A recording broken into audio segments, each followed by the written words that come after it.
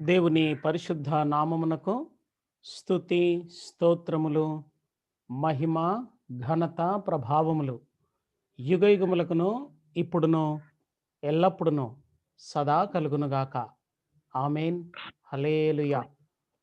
ప్రియమైన హల్లెలూయా. దైవజనులారా, దేవుని బిడ్డలారా, యేసుక్రీస్తునందు కుటుంబ సభ్యులారా, మన ప్రభువును లోకరక్షకుడైన యేసుక్రీస్తు నామమున మీకెల్లరకు శుభములు దీవెనలు తెలియజేస్తూ ఉన్నాను. మళ్ళీ ఒక నెల తర్వాత సుమారుగా ఈ దినమున మీ అందరితో పాటు పరోసియా ఆఫ్ జీసస్ ఈ ప్లాట్ఫామ్లో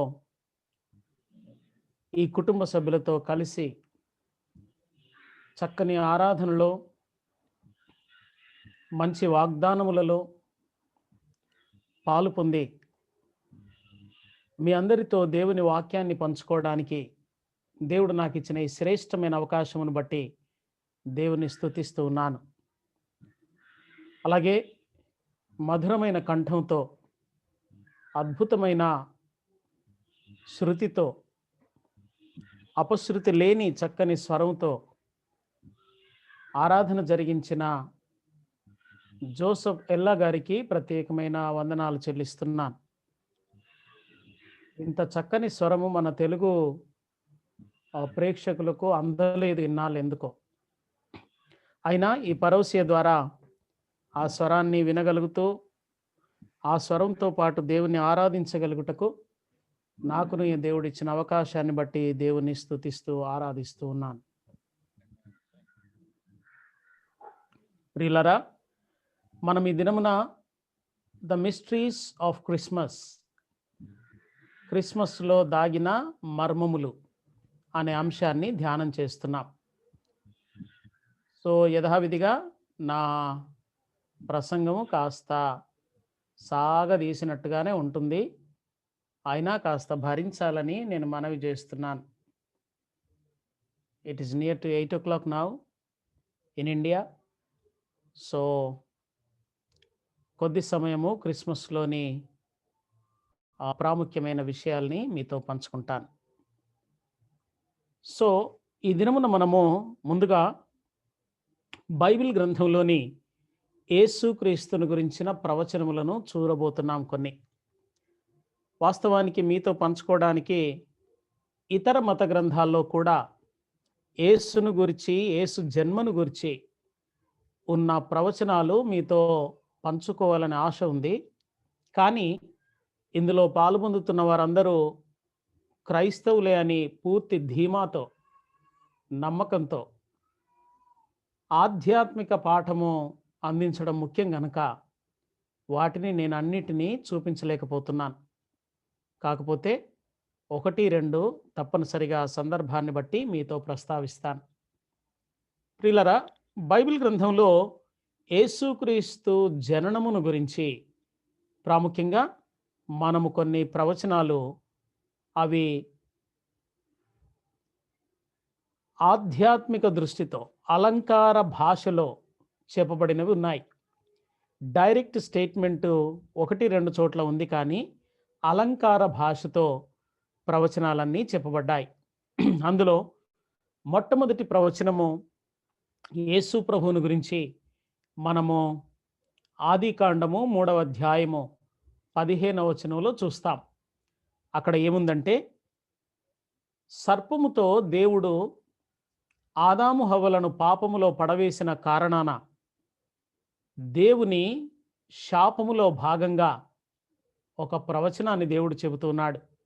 ఏమిటది అంటే, స్త్రీ సంతానముగా ఒకడు పుడతాడు, అతన్ని నీవు మడిమి మీద కొడతావు, అతడు నిన్ను తల మీద కొడతాడు అన్నది 3 ప్రవచనములు అందులో ఉన్నాయి.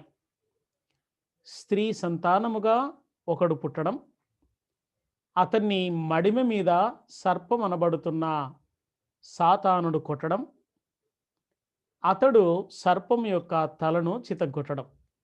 ఈ 3 ప్రవచనాలు బైబిల్ గ్రంథంలోని మొట్టమొదటి ప్రవచనం. ఈ ప్రవచనం యొక్క ప్రత్యేకత ఏమిటంటే, దేవుడే నేరుగా ఏ ప్రవక్తను వాడుకొని కాకుండా దేవుడే నేరుగా ఒకవైపు ఆదాము హవ్వలు వింటూ ఉండగా మరొక వైపు సాతానుతో ఈ ప్రవచనాన్ని చెబుతున్నాడు. అయితే ఇందులో మనము క్రైస్తవులు సార్వత్రికంగా ఆచరిస్తున్న 3 పండుగలను మనం చూస్తాం. అందులో స్త్రీ సంతానముగా పుట్టడం అది క్రిస్మస్. అలాగే ఈ శిశువును సర్పము మడిమ మీద కొట్టడం, దట్ ఈస్ గుడ్ ఫ్రైడే. ఆ తరువాత ఈ స్త్రీ సంతానముగా పుట్టిన ఇతను సర్పం యొక్క తలను చితగొట్టడం, that is the festival of resurrection, పునరుత్థాన పండుగ. I don't want to mention that particular festival as Easter because the word Easter came out of Ashtaroth. It's a pagan religious word. And in the name of Ashtaroth, the Romans brought this name into Christianity in the name of Easter. So I don't want to mention the word Easter at any time. I would prefer to mention as the day of resurrection, the festival of resurrection, పునరుత్థాన పండుగ. ఈ 3 ఈ మొట్టమొదటి ప్రవచనంలోనే ఉన్నాయి. ఇక మనకిప్పుడు అవసరమైనది ఏమిటంటే స్త్రీ సంతానముగా పుట్టడం. A male offspring will come, a seed of the woman. స్త్రీ యొక్క సీడ్గా, విత్తనముగా ఆయన వస్తాడు. ఆయన మగ సంతానముగా వస్తాడు అన్నది మొట్టమొదటి ప్రవచనం. ఈ ప్రవచనం మనందరికీ బాగా తెలుసు. కానీ ఇక్కడ మనము మిస్అండర్స్టాండ్ చేసుకున్నది ఒక విషయం ఉంది. దాన్ని కాస్త మీకు తెలియచేయాలి నేను. సత్యాన్ని మనము కల్తీగా స్వీకరించకూడదు. సత్యాన్ని ప్యూర్గా, పరిపూర్ణమైన సత్యంగానే స్వీకరించాలి. సత్యములో ఏ కొంచెం అసత్యం చోటు చేసుకున్నా అది కల్తీ అయిపోతుంది. కల్తీతో కూడిన సత్యము అసత్యమే. కొంచెము పెరుగు తోడు వేస్తే పాలన్నీ కూడా పెరుగు అవుతాయి, కానీ ఆ కొంచెము పెరుగు పాలుగా మారదు. అలాగే కొంచెం అసత్యం సత్యాన్నంతటినీ అసత్యంగా మార్చేస్తుంది. అసత్యం మనల్ని అసంపూర్ణులుగా చేస్తుంది. మనము సంపూర్ణతను సాధించడమే భక్తి సాధన అంటే. రక్షించబడడం అనేది ఒక క్షణంలో జరిగే పని. నీవు యేసును నమ్మి హస్తనిక్షేపణ కలిగిన దైవజనుని ద్వారా బాప్తిస్మం పొందినప్పుడు ఆ క్షణంలోనే పరలోకపు సుప్రీంకోర్టు నీ కొరకు దిస్ పర్సన్ ఈజ్ జస్టిఫైడ్ అని తీర్పిస్తుంది. ఇతను నీతిమంతుడు అని తీర్పిస్తుంది. అది ఒక క్షణంలో జరిగే పని.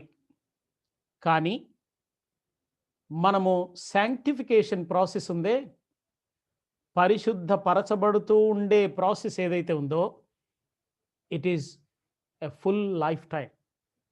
మన పూర్తి జీవితం అంతా శాంక్టిఫికేషన్ జరుగుతూ ఉండాలి, పరిశుద్ధపరచబడట జరుగుతూ ఉండాలి. ఈ పరిశుద్ధపరచబడటలో వాక్యమునకు ఒక ప్రాముఖ్యమైన స్థానం ఉంది. వాక్యము మనలను పరిశుద్ధపరుస్తుంది. బైబిల్ గ్రంథంలో క్రొత్త నిబంధనలో నేను కనుగొన్నవి 4 మనలను పరిశుద్ధపరిచే ఉన్నాయి. మొట్టమొదటిది, యేసు రక్తము ప్రతి పాపము నుండి మనలను పరిశుద్ధపరుస్తుంది. రెండవది, దేవుని వాక్యపు ఉదక స్నానము. ఉదకమనగా నీరు. సో నీటి స్నానము వాక్యము చేత మనలను పరిశుద్ధపరుస్తుంది. మూడవది, పరిశుద్ధాత్మ దేవుడు కూడా మనలను పరిశుద్ధపరుస్తాడు. నాలుగవది, మనలను మనము పరిశుద్ధపరచుకోవాలి. పాపులారా, మీ చేతులను మీరు శుద్ధి చేసుకోండి అని యాకోబు పత్రిక 2వ అధ్యాయంలో ఉంది. ఈ 4 విధములుగా మన శాంక్టిఫికేషన్ ప్రాసెస్ కొనసాగుతూ ఉంటుంది. అయితే వాక్యపు ఉదక స్నానం అన్న దగ్గర మనము పరిపూర్ణంగా వాక్యపు నీటి ద్వారానే కడగబడాలి, కానీ అసత్యం అందులో చోటు చేసుకోకూడదు. అందుకని మనము పరిపూర్ణం కావాలి, సంపూర్ణం కావాలి అంటే వాక్యమును పరిపూర్ణంగా స్వచ్ఛముగా ఉన్న వాక్యాన్నే స్వీకరించాలి. ఏ కొంచెము అసత్యము అబద్ధము అందులో కల్తీ అయినా అది సత్యము పాడైపోయి అసత్యంగా మారుతుంది. అలాగున్న దేవుని బిడ్డలారా, ఈ మొదటి ప్రవచనంలో యేసుక్రీస్తుని గురించి చిన్న అసత్యము క్రైస్తవ సమాజంలో కొనసాగుతుంది. మీరు కాస్త కాన్సన్ట్రేటెడ్గా వినాలని మనవి చేస్తున్నాను. ఎందుకంటే తెలుగులో ఒక సామెత ఉంది, కొత్తొక వింత పాతొక రోత అని. ఒక కొత్త విషయాన్ని చెప్పగానే మనకు వింతగా అనిపిస్తుంది. ఇంతకాలం ఎవరు పెద్ద పెద్ద సేవకులు కూడా చెప్పలేదే అనిపిస్తుంది. అలా వింతగా అనిపించినా పర్వాలేదు, వెంటనే నమ్మమని నేను అనట్లేదు. But when you here the new truth, try to search the scriptures whether this truth is acceptable by the scriptures or not. If the scripture is not supporting, don't receive it. Just remove it from your mind and heart. But when the scriptures supports that, even though it is a new thing, even though a donkey is speaking, you need to listen to that. మనము వినాలి, లోబడాలి, తప్పదు. అలాగన స్త్రీ సంతానము అని చెప్పబడినప్పుడు అందరూ ఏమనుకుంటున్నారంటే మరియమ్మ ద్వారా వచ్చాడు కదా, సో దానినే స్త్రీ సంతానము అని చెప్పింది దేవుని వాక్యం అనుకుంటుంటారు. కానీ అది చాలా తప్పు. ఎందుకంటే ఆది కాండంలో కానీ ప్రవచనములు ఎప్పుడు చెప్పినా అలంకార భాషలో చెబుతారే కానీ అక్షరార్థమైన భాషలో ప్రవచనములు చెప్పబడవు. అలాగే ఇక్కడ కూడా అక్షరార్థమైన స్త్రీ సంగతి కాదు. అయినా మీ ఆలోచన కొరకు ఒక మాట, యేసుక్రీస్తును మరియమ్మ కన్నప్పుడు ఆమె స్త్రీయా కన్యకయా? ఒకసారి జాగ్రత్తగా ఆలోచించండి. A virgin is quite different from a woman. Virgin ఎవరు, కన్యక ఎవరు, స్త్రీ ఎవరు? ఒక కన్యకను మీరు ఓ స్త్రీ ఇట్రా అని పిలవగలరా? అలాగే ఒక స్త్రీని మీరు ఓ కన్యక ఇలా రా అని అనగలరా? There is a lot of difference between woman and a virgin. మరి ఇప్పుడు ఇక్కడున్న ప్రవచనంలో ఒక స్త్రీ కంటుంది అని ఉంది, కానీ కన్యక కంటుంది అని లేదు. దేవుని బిడ్డలారా, మరి ఈ స్త్రీ ఎవరు అంటే ఆది కాండములో ఉన్న ప్రవచనములు ఇవి అలంకార భాషలో ఉంటాయి. ఇవి ప్రకటన గ్రంథంతో సంబంధం కలిగి ఉంటాయి. ఆది కాండం అర్థమైతేనే ప్రకటన అర్థం అవుతుంది, ప్రకటన అర్థమైతేనే ఆది కాండం అర్థం అవుతుంది. అంచేత ప్రకటనలో ఈ స్త్రీ సంగతి వ్రాయబడి ఉంది. ప్రకటనలో ప్రాముఖ్యంగా 4 స్త్రీల గురించి అలంకారప్రాయంగా వ్రాయబడింది. అందులో మొట్టమొదటిది యెజబెలు అను స్త్రీ. ప్రకటన గ్రంథం 2వ అధ్యాయం 20వ వచనం. రెండవదిగా ప్రకటన గ్రంథం 12వ అధ్యాయం 1 నుండి 17 వచనాల్లో మరొక స్త్రీ ఉంది. ఆమె ఇశ్రాయేలు జనాంగమను స్త్రీ. మూడవది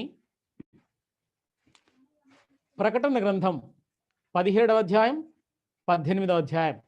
ఈ 2 అధ్యాయాల్లో మరొక స్త్రీ ఉంది. ఆమెను వేశ్య అని పిలిచింది దేవుని వాక్యం.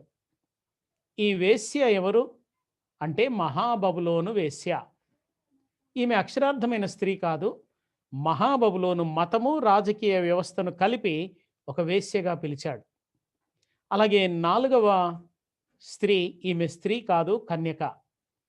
ఆమె ప్రకటన గ్రంథం 19వ అధ్యాయం 6-7 వచనాల్లో గొర్రెపిల్ల వివాహోత్సవ సమయం వచ్చి ఉన్నది, ఆయన భార్య తను తాను అలంకరించుకుంది అని వ్రాయబడి ఉంది. ఇలాగున ప్రకటనలో 4 స్త్రీలు ఉండగా ఆది కాండములోని 3వ అధ్యాయం 15వ వచనంలోని స్త్రీ ఎవరు? ఈ 4లో అంటే 12వ అధ్యాయంలో చెప్పబడిన స్త్రీ ఇశ్రాయేలు జనాంగమను స్త్రీ. ఇప్పుడు ప్రవచనంలో ఇశ్రాయేలు జనాంగమను స్త్రీ గుండా ఒక మేల్ ఆఫ్ స్ప్రింగ్ వస్తాడు. ఒక పురుషుడైన వంశంలో నుండి వస్తాడు, పురుషుడుగా వస్తాడు అన్నది మొదటి ప్రవచనం. సో ఇక్కడ మనము మొదటిగా స్త్రీ సంతానము అని చెప్పినప్పుడు అది అక్షరార్థమైన మరియమ్మను గురించి కాదు, అలంకారప్రాయంగా ఉన్న ఇశ్రాయేలు జనాంగమును గురించి అని మనము అర్థం చేసుకోవాలి. ఎందుకని ఇంత సెన్సిటివ్గా తీసుకోవాల్సిన అవసరం ఉంది అంటే సత్యాన్ని సత్యంగానే స్వీకరించాలి, ఏ కొంచెము అసత్యం అందులో ఉండడానికి వీల్లేదు. అలాగున్న దేవుని బిడ్డలారా, ఈ ఇశ్రాయేలు జనాంగమును దేవుడు కన్యకతో పిలవలేదు, భార్యగా పిలిచాడు. యెషయా గ్రంథం 54వ అధ్యాయం 5వ వచనంలో ఇశ్రాయేలు, నిన్ను సృజించినవాడు నీకు భర్త అయి ఉన్నాడు అని వ్రాయబడి ఉంది. సృష్టికర్త భర్త అయితే సృజించబడిన ఇశ్రాయేలు ఏమవుతుంది? భార్య అవుతుంది. అలాగున దేవుని బిడ్డలారా, ఇశ్రాయేలు ఒక భార్యగా, కన్యకగా కాకుండా భార్య అంటే ఆమె స్త్రీ అన్నమాట. కన్యకకు స్త్రీకి ప్రాముఖ్యమైన తేడా ఏమిటంటే, కన్యక పురుషుణ్ణి ఎరగనిది అని మరియమ్మే చెప్పింది. మత్తయి సువార్త 1వ అధ్యాయం 28వ వచనంలో, నేనింకా పురుషుణ్ణి ఎరగని దాననే, ఇది ఎలాగ సాధ్యం అన్నది. అంటే కన్యక ఎవరు అంటే పురుషుణ్ణి లైంగికంగా ఎరుగని వారు కన్యక. ఎప్పుడైతే వివాహము వ్యవస్థ ద్వారా పురుషునితో సంబంధం కలిగి ఉంటారో అప్పుడు వారు స్త్రీగా మార్చబడతారు, స్త్రీగా అవుతారన్నమాట.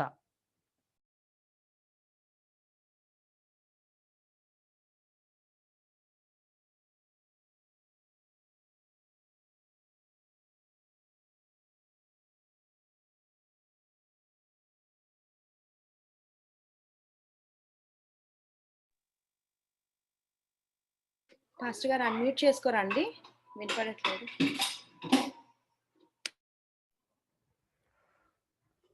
సో ఇశ్రాయేలు జనాంగము, ఎస్ నరోత్తం, నేనే స్టాప్ చేశాను.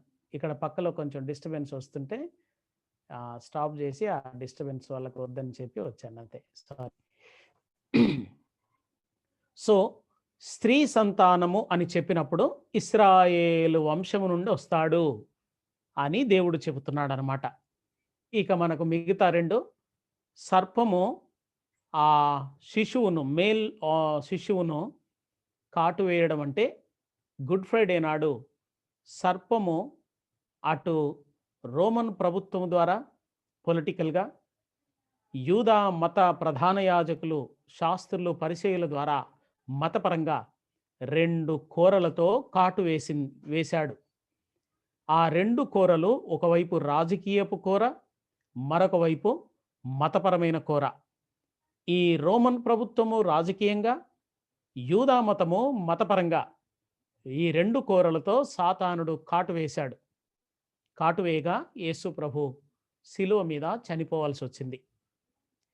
కానీ అంతటితోనే ఆ ప్రవచనం ముగియలేదు. దాని కంటిన్యూషన్గా ఆయన సర్పం యొక్క తలను చితకొట్టాలి. తల, శిరస్సు అని చెప్పినప్పుడు అధికారము అని అర్థం. భార్యకు భర్త శిరస్సు అంటే భర్త అధికారంలో భార్య కొనసాగుతుంది అని చెబుతున్నాడు అనమాట. అలాగే సంఘమునకు యేసుక్రీస్తు శిరస్సు అంటే సంఘానికి యేసు అధికారి, ఆయన ఆజ్ఞల ప్రకారం సంఘం లోబడాలి అని అర్థం. అలాగున తల అని చెప్పినప్పుడు అది అధికారము, ప్రభుత్వము, రాజరికము అని అర్థం. ఈ సాతాను యొక్క రాజరికాన్ని ఆయన చితగొట్టాలి. అంటే మనకు ఆదాము యొక్క పాపము తదుపరి ఈ భూమిని ఏలే పనిని సాతానుడు చేజిక్కించుకున్నాడు. వాస్తవానికి దేవుడు ఆదామునన్నాడు, మీరు ఫలించి అభివృద్ధి పొంది విస్తరించి భూమిని లోబరుచుకొని దాన్ని ఏలండి అని అధికారం ఇచ్చేశాడు. కానీ ఆదాము పాపం చేయడంతో ఈ అధికారపు తాళపు చెవిని సాతానుడు చేజిక్కించుకొని అప్పటి నుండి మానవ జాతిని నిమ్రోదు ద్వారా, ఈజిప్టు పరిపాలన ద్వారా, బబులోను ద్వారా, అష్షూరు ద్వారా, మాదీయ పారసిక సామ్రాజ్యం ద్వారా, గ్రీకు సామ్రాజ్యం ద్వారా, రోమన్ సామ్రాజ్యం ద్వారా ఇలాగున వాడు పరిపాలిస్తూనే వస్తున్నాడు. ఇప్పుడు ఈ పరిపాలన అంతటినీ ఈ యొక్క శిశువు చితకగొట్టాలి. ఆ పరిపాలన లేకుండా చేసి ఆయన పరిపాలించాలి. ఇది ఆయన పునరుత్థానుడైనప్పుడు జరిగింది. యేసు ప్రభు మరణించి 3 దినాలు ఎందుకు ఉండాలి సమాధిలో? సమాధిలో పెట్టగానే ఒక గంట సేపటికి బయటకు వస్తే సరిపోయేదిగా. 3 దినాలు ఎందుకు ఉండాలి అంటే 3 దినములు ఆయన పాతాళంలో సాతాను అధికారంతో పోరాటం చేసి వాడి అధికారాన్ని ఓడించాడు, వారిని పట్టి తెచ్చాడు, బాహాటముగా వేడుకకు కనపరిచాడని కొలసీ పత్రిక 2వ అధ్యాయం 13 నుండి 15 వచనాల్లో వ్రాయబడి ఉంది.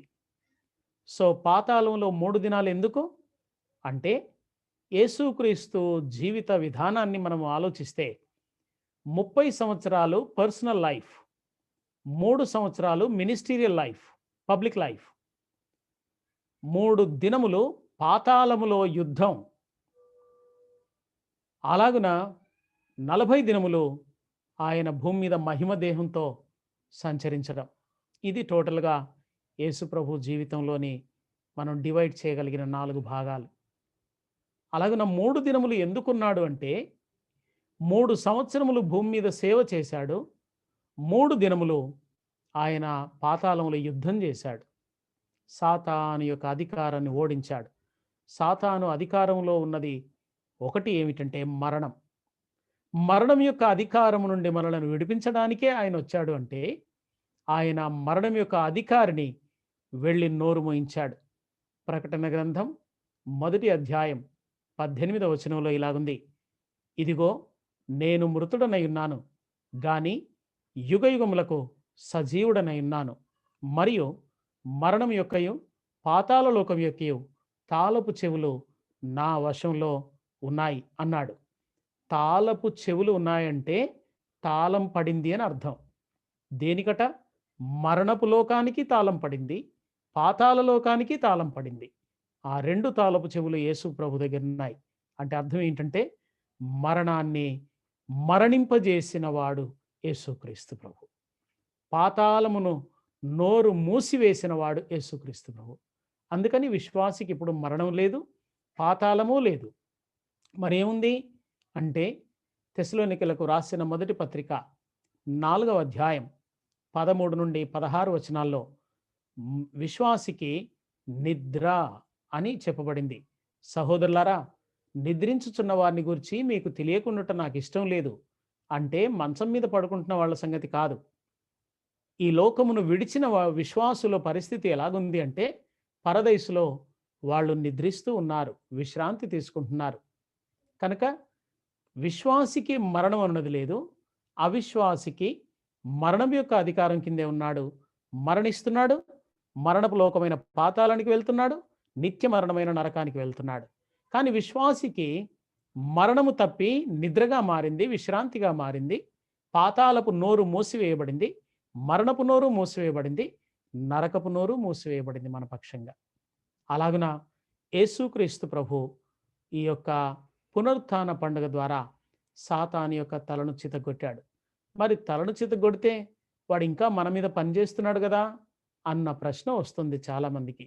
నిజమే, యేసుక్రీస్తు ఒక మాదిరి పురుషునిగా ఈ 33 సంవత్సరాల జీవితాన్ని మనకు ముందుంచిపోయాడు, మనకు మాదిరి ఉంచిపోయేను అన్నాడు పౌలు. సో ఇప్పుడు నీవు నేను కూడా సాతానుతో పోరాటం చేస్తూ నీ జీవితంలో సాతాను తలను చితగొట్టాలి, నా జీవితంలోనూ నేను సాతాను తలను చితగొట్టాలి. ఆయన నాకు మాదిరి ఉంచిపోయాడు. సో ఒక్కొక్కరము మనము సాతానును ఓడించాల్సి ఉంది. వాడి అధికారము నా బ్రతుకు మీద లేకుండా నేను చితగొట్టాల్సి ఉంది యేసు వలె. అప్పుడు నేను కూడా జయించిన వాడిని, జయశీలుణ్ణి అవుతాను. అది ప్రతి ఒక్కరి ముందున్నది మన ముందు. అందుకని సాతానుడు యేసు ప్రభు విషయంలో తల చితగొట్టబడింది. కానీ నీ విషయంలో, నా విషయంలో మనం ఇంకా పోరాటం చేసి జయించాల్సిన పని మన ముందుంది. ప్రియులరా, మెట్టుకు మనము క్రిస్మస్ అనే అంశాన్ని ధ్యానం చేస్తున్నాం కనుక ఈ స్త్రీ సంతానముగా మేల్ ఆఫ్ స్ప్రింగ్గా పుట్టబోతున్నాడన్నది మొట్టమొదటి ప్రవచనం. సో ఇక్కడ స్త్రీ అనగా ఇశ్రాయేలు జనాంగం యొక్క సీడ్గా వచ్చాడట. అనగా యేసు ప్రభు ఇశ్రాయేలు జనాంగములో నుండి పుట్టాడు. అందుకే ప్రకటన గ్రంథం 22వ అధ్యాయం 16వ వచనంలో యేసు ప్రభు అన్నాడు, I'm the route and the of spring of David అన్నాడు. దావీదు యొక్క వేరును చిగురునై నేనున్నాను అన్నాడు అనమాట. సో అంటే ఆయనే ఇశ్రాయేలు వంశం యొక్క సీడ్ అన్నమాట. ఆయనే రూట్, ఆయనే చిగురు. The total seed is Jesus Christ. అలాగున ఇశ్రాయేలు వంశములో ఆయన ఒక సీడ్గా, విత్తనముగా వచ్చాడు. ఇక యేసు ప్రభు జన్మను గురించి బైబిల్ గ్రంథంలో మనం చూస్తున్నాం. 2వ ప్రవచనం జన్మను గురించి. ఇతరమైన విషయాల గురించి మరికొన్ని ప్రవచనాలు ఉన్నాయి, కానీ జన్మను గురించి మనం ఆలోచన చేస్తే సంఖ్యాకాండము 24వ అధ్యాయం 4వ వచనంలో బిలాము మొట్టమొదటిగా యేసును గురించి ప్రవచిస్తూ ఉన్నాడు. ఏమని? యేసు జన్మను గురించి ప్రవచిస్తూ అన్నాడు. 4వ వచనంలో సర్వశక్తుని దర్శనము నేను పొందాను, ఆయనను నేను కన్నులు తెరవబడి నేను చూశాను అన్నాడు 24:4లో. అంటే బిలాము ఎవరు? ఒక అన్యుడైన ప్రవక్త. అన్య జనాంగములో నుండి దేవుడు తన కొరకు ఎంచుకున్న ఒక ప్రవక్త. యోబు కూడా అన్య జనాంగములో నుండి దేవుడు ఎంచుకున్న ప్రవక్తే. ఆ మాటకొస్తే కోరేషు కూడా అన్య జనాంగములో నుండి దేవుని కొరకు పనిచేసిన దేవుని సేవకుడు అని వ్రాయబడి ఉంది. అలాగున్న దేవుని బిడ్డలారా, ఈ యొక్క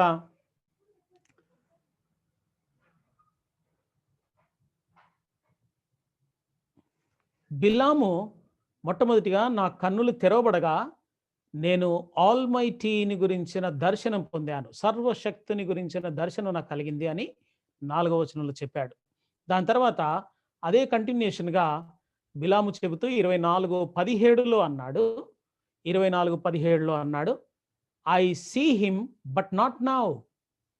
ఆ సర్వశక్తిని నేను చూస్తున్నాను, కానీ ఇప్పుడు కాదు అన్నాడు.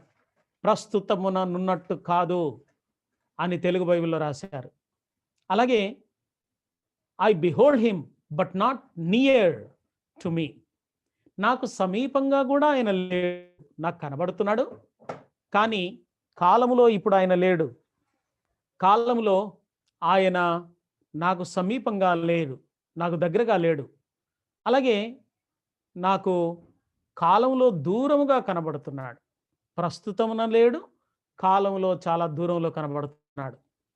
ఆ తర్వాత అన్నాడు, a star shall come forth from Jacob, a sceptre shall rise from Israel and shall crush through the forehead of Moab and tear down all the sons of Sheth. ఇక్కడ మనకు అవసరమైన ప్రవచన భాగం, సర్వశక్తుడు నాకు సమీపమున లేడు, దూరముగా కనబడుతున్నాడు నాకు.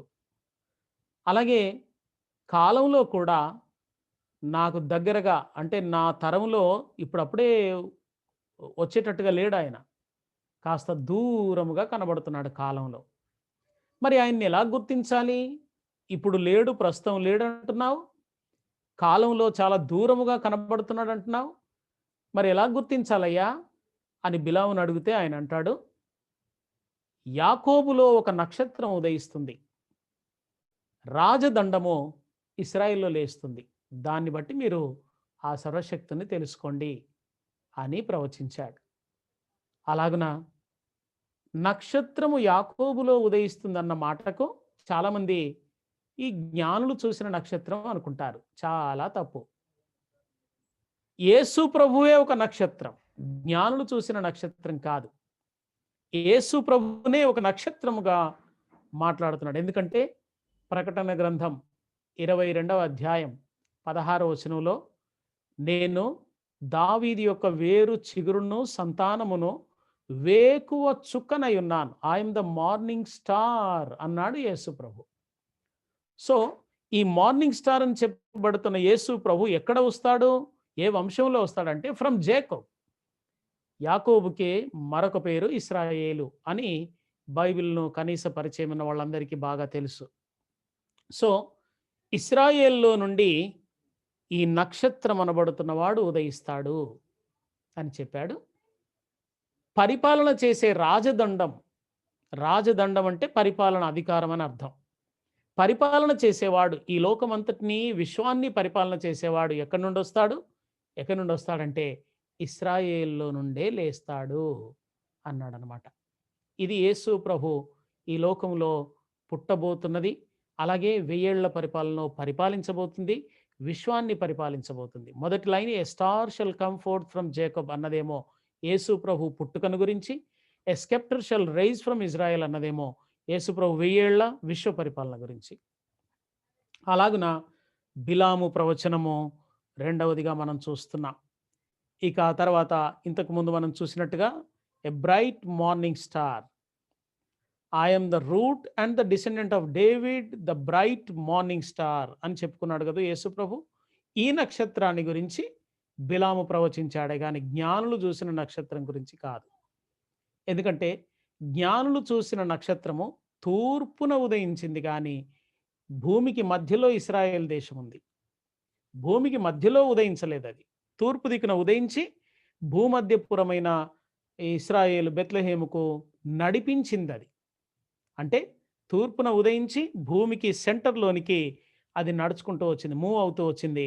And the Maggi they followed the star from east to the middle of the earth. So అది వేరు, ఆ నక్షత్రం వేరు. కానీ ఇక్కడ చెప్పబడుతున్న నక్షత్రము యాకోబులోనే ఉదయిస్తుంది అన్నది యేసు ప్రభు అను నక్షత్రం గురించి అన్న విషయాన్ని మనం గమనించాలి. ఇక యెషయా ప్రవచిస్తున్నాడు. యేసు ప్రభువును గురించి ఎక్కువ ప్రవచనాలు చెప్పింది యెషయానే. ఎక్కువ ప్రవచనాలు ఆయన పుట్టుకను గురించి ఎక్కువ చెప్పాడు, మరణాన్ని గురించి చెప్పాడు, ఆయన బోధనల గురించి చెప్పాడు, దయ్యాల నుండి విడిపించే పని గురించి చెప్పాడు, హితబోధ చేస్తాడని చెప్పాడు. ఇవన్నీ కూడా ఎక్కువగా యేసు ప్రభు గురించి ప్రవచించింది యెషయా. అందులో జన్మను గురించి కూడా ఇతర ప్రవక్తల కంటే యెషయానే ఎక్కువగా ప్రవచించాడు. అలాగున యెషయా గ్రంథం 6వ అధ్యాయం 13వ వచనంలో మొట్టమొదటిగా యెషయి మొద్దు నుండి ఒక చిగురు వస్తుంది, అది పరిశుద్ధమైన చిగురు వస్తుంది అని చెప్పాడు. యెషయి ఎవరు? దావీదు యొక్క తండ్రి. దావీదు యొక్క తండ్రి అయిన యెషయి వంశములో నుండి ఒక పరిశుద్ధమైన చిగురు పుడుతుంది. ఈ లోకంలో మానవ జాతి అందరూ కూడా అపరిశుద్ధమైన చిగురే. ఏమండి, ప్రవచనాన్ని అలంకార భాషలో చెబుతున్నారని చెప్తున్నాను కదండి. సో చిగురుతో పోల్చి చెబుతున్నాడు అనమాట ఇక్కడ. ఈ చిగురు ఎలాంటిదంటే అది పరిశుద్ధమైనది. ఏ వంశంలో ఏ చిగురు పుట్టినా, ఏ పండు పుట్టినా, ఏ ఫలము పుట్టినా, కొడుకు పుట్టినా, ఆడపిల్ల పుట్టినా అపరిశుద్ధమైన చిగురే. ఎందుకంటే ఆ చెట్టే అపరిశుద్ధమైంది కదా.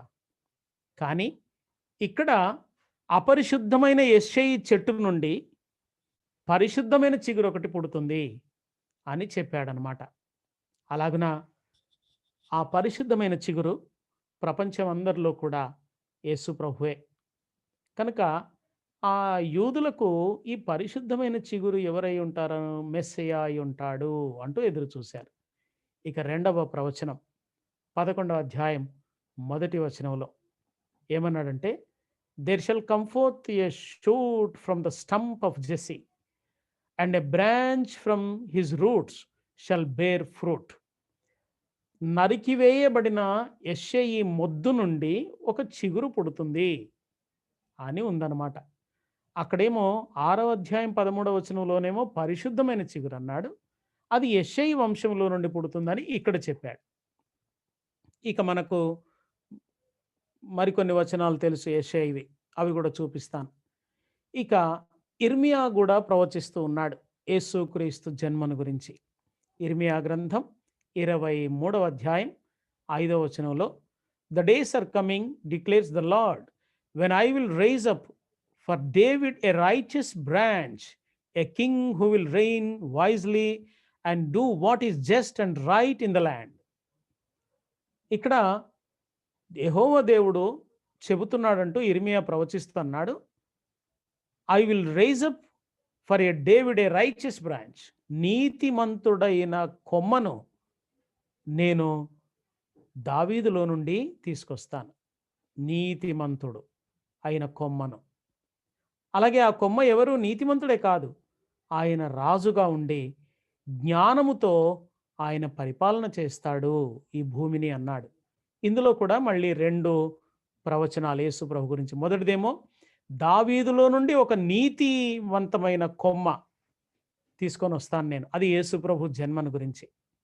ఇక a king who will reign wisely అన్నదేమో రైట్ ఇన్ ద ల్యాండ్, ఈ భూమి మీద ఒక జ్ఞానముతో పరిపాలించే రాజు అని అన్నప్పుడు అది సొలొమోను గురించి కాదు. ఎందుకంటే ఇర్మియా ప్రవచించే సమయానికి సొలొమోను పుట్టాడు, పరిపాలన చేశాడు, చనిపోయాడు.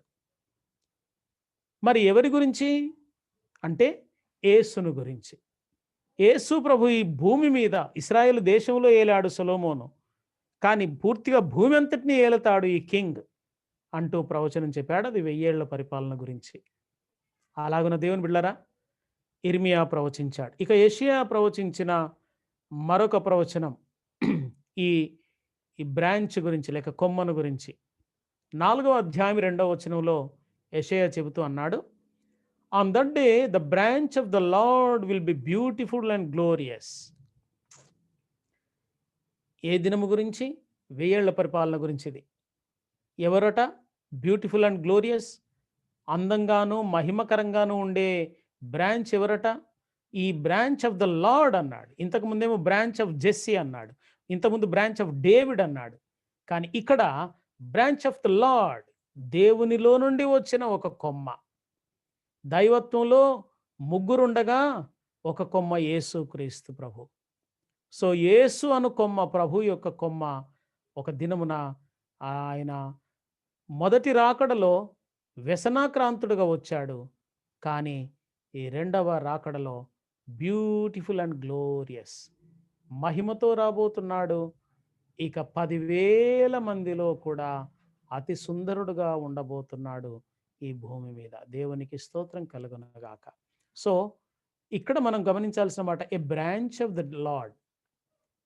He is not simply from branch of Jesse or David or Israel. He is actually a branch of the Lord. దేవుని యొక్క కొమ్మయే ఈ భూమి మీదకి రాబోతుంది అని ప్రవచించాడు. ఇక యెషయా ప్రవచించిన ప్రవచనాలు కొన్ని మనకు తెలిసినవి, వాటిని నేను ఎక్కువగా వివరించట్లేదు. 7:14లో a virgin will give a birth అని అన్నాడు. కన్యక గర్భవతి అయి కుమారుణ్ణి కంటుంది అని చెప్పారు. అలాగనే 2వదిగా యెషయా గ్రంథం 9:6లో ఆయన కుమారుడుగా పుడతాడు. ఏలయనగా మనకు శిశువు పుట్టెను, మనకు కుమారుడు అనుగ్రహింపబడెను అని అక్కడ చెప్పాడు. So virgin birth, male baby. ఆయనే ఆశ్చర్యకరుడు, అద్భుతకరుడు, ఆలోచనకర్త, బలవంతుడైన దేవుడు, నిత్యుడగు తండ్రి, సమాధానకర్త, అధిపతి అని అతనికి పేరు పెట్టబడును. సో ఈయన మేల్ బేబీగా పుడతాడన్నది 9:6లో చెప్పాడు. 7:14లో కన్యక ద్వారా ఈ లోకంలోనికి వస్తాడు అని ఆయన చెప్పాడు. ఆ తర్వాత మీకా గ్రంథం 5:2 ప్రవచనం కూడా మనందరికీ తెలుసు. బెత్లెహేము ఎఫ్రాతా, నీవు యూదా ప్రధానంలో ఎంత మాత్రం అల్పమైన దానవు కాదు, ఇశ్రాయేలను నా ప్రజలను ఏలబోవాడు నీలో నుండి వస్తాడు, పురాతన కాలము మొదలుకొని శాశ్వత కాలము ఆయన ప్రత్యక్షమవుతూ ఉన్నాడు అని చెప్పాడనమాట. ఆ విధంగా దేవుని బిడ్డలారా, ఇవన్నీ మనకు తరచూ మనకు రొటీన్ ప్రవచనాలు కాబట్టి ఎక్కువగా వాటిని వివరించలేదు. కానీ అంతకుముందు చూపించినవి సాధారణంగా ఎవరు పట్టించుకోని ప్రవచనాలు అవి. యేసు ప్రభు జన్మను గురించి కాస్త మర్మసహితంగా ఉన్న ప్రవచనాలు కనుక వాటిని నేను ఎక్స్ప్లెయిన్ చేయాల్సి వచ్చింది. ఇప్పుడు కొద్ది సమయము మనకు ఆధ్యాత్మిక పాఠం కొరకు నేను మీకు జ్ఞాపకం చేస్తాను. కొన్ని ఆధ్యాత్మిక పాఠాలు మనం విందాం. మొట్టమొదటిగా మరియమ్మకు ఈ శుభవచనము తెలుపబడింది. యేసుక్రీస్తు ఈ లోకంలో పుడతాడని మరియమ్మకు డైరెక్ట్గా తెలుపబడింది. ఇవన్నీ ప్రవచనాల రూపంలో ఇశ్రాయేలీలందరి కొరకు వ్రాయబడ్డాయి. కానీ గాబ్రియేలు దూతను పరలోకపు దూత డైరెక్ట్గా వచ్చి మరియమ్మతో చెప్పాడు. ఇక్కడ మీకు ఒక క్లారిఫికేషన్ తీసుకురావాలి. నేను సత్యంలో కల్తీ ఉండకూడదని చెప్తున్నాను కదా. గాబ్రియేలు మానవుడా దూతనా అంటే దూత. దూతను ఇంగ్లీష్లో ఏమంటామంటే ఏంజెల్ అంటాం. అతని పేరు, ఆ ఏంజెల్ యొక్క పేరేమిటి? గాబ్రియేల్. రైట్. ఇప్పుడు మనము ఒక అమ్మాయి పుట్టిందనుకోండి, ఏంజెల్ అని పెట్టుకుంటాం పేరు. అబ్బాయి పుట్టాడు అనుకోండి, గాబ్రియేల్ అని పెడతాం. అసలు ఇంతకు గాబ్రియేలు ఆడపిల్లకు చెందినవాడా, మగపిల్లోడికి చెందినవాడా? ఏంజెల్ అన్నప్పుడేమో ఆడపిల్లకు పెట్టాము, గాబ్రియేల్ అన్నప్పుడేమో మగపిల్లోడికి పెట్టాం. అసలైతే ఏంజెలు గాబ్రియేలు ఆయనే ఒకడే. అంటే మనకు ఏ పేరు ఎందుకు పెడుతున్నామో కూడా అర్థం కాకుండానే చేస్తున్నాం ఆ పని. Angels are not female beings are a girl baby. They are not like a girl baby. వాళ్ళు పురుష దేహము కలిగిన వాళ్ళు. అతడు అని వ్రాయబడింది సాతానుడి గురించి, అతడు అని. అలాగే గాబ్రియేల్ గురించి కూడా ఏమనుంది చూడండి ఇక్కడ. And the Angel came in unto her and said, Hail, thou that art highly favored, the Lord is with thee, blessed art thou among women.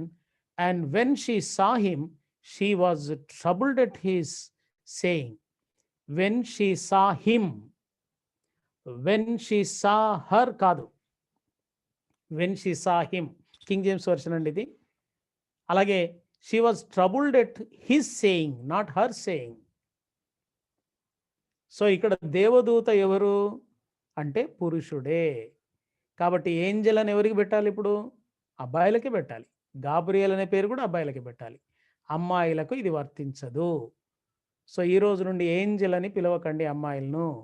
మనకి ఎలాగైపోయిందంటే ఆడపిల్లలు అందంగా ఉంటారు కాబట్టి ఏంజెల్స్ కూడా ఇలాగే అందంగా ఉంటారేమో అని మనం ఊహించుకొని మా మా ఇంట్లో మనిషి పుట్టలేదు, అసలు పరలోకం నుండి ఏంజెలే పుట్టింది.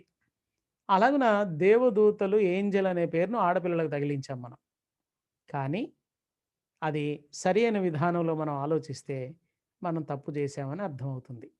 ఎందుకంటే మరియమ్మే అంటుంది ఆయన, హిమ్, హిజ్ అని వాడింది, అంతేగాని షీ, హర్ అని వాడలేదు.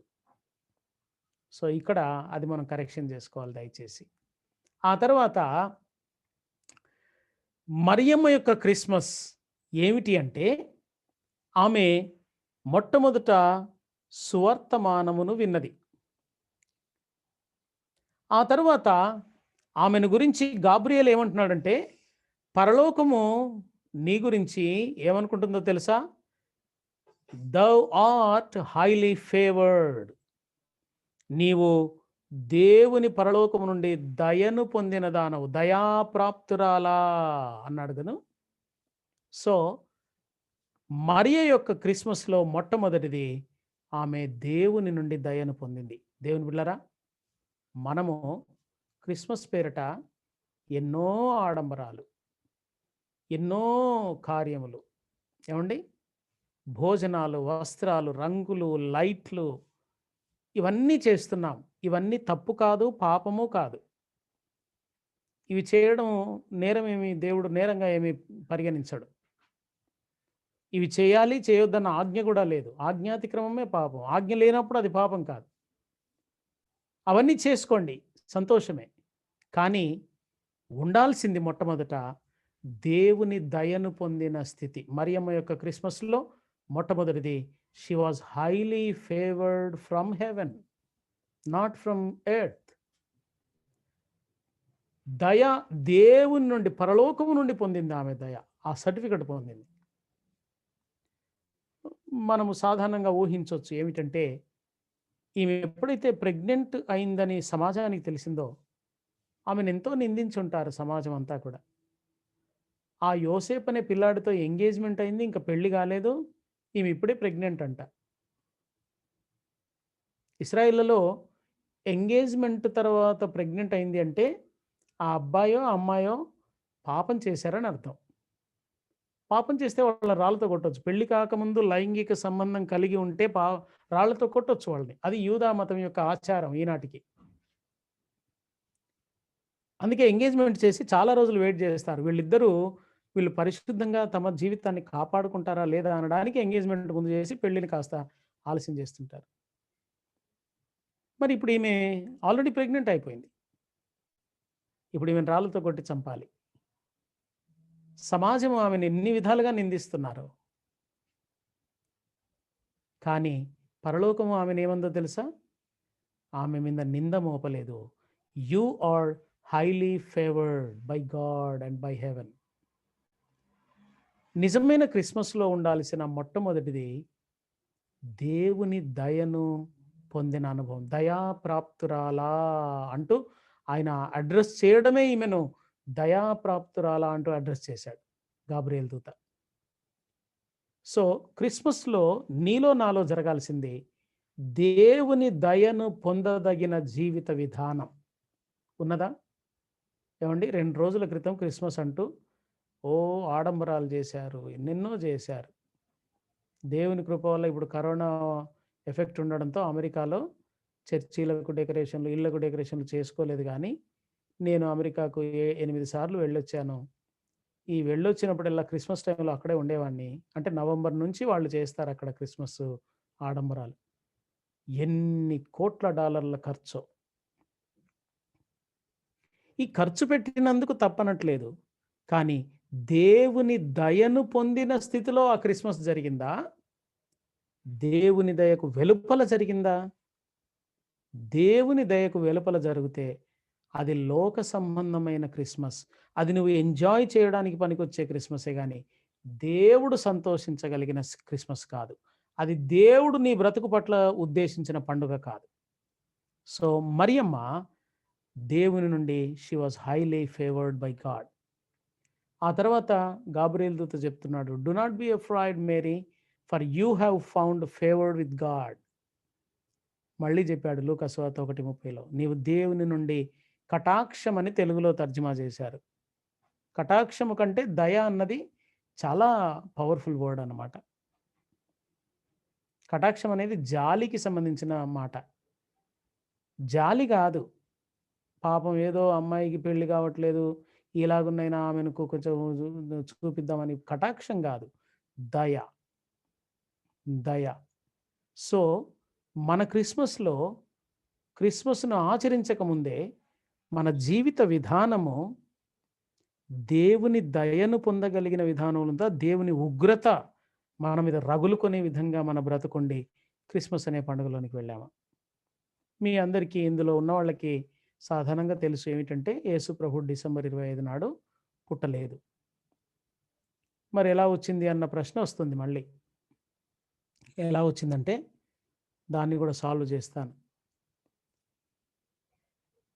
క్రైస్తవ్యము రోమన్ ప్రభుత్వం పరిపాలిస్తున్న రోజుల్లో పుట్టింది. ఆ రోమన్ మతంలో ఒక దేవత ఉన్నాడు, అతని పేరు తమ్మూజ్. యెహెజ్కేలు గ్రంథం 8వ అధ్యాయం 14వ వచనంలో అక్కడ ఒక్కటేసారి ఈ యొక్క ఆ తమ్మూజ్ గురించి వ్రాయబడి ఉంది.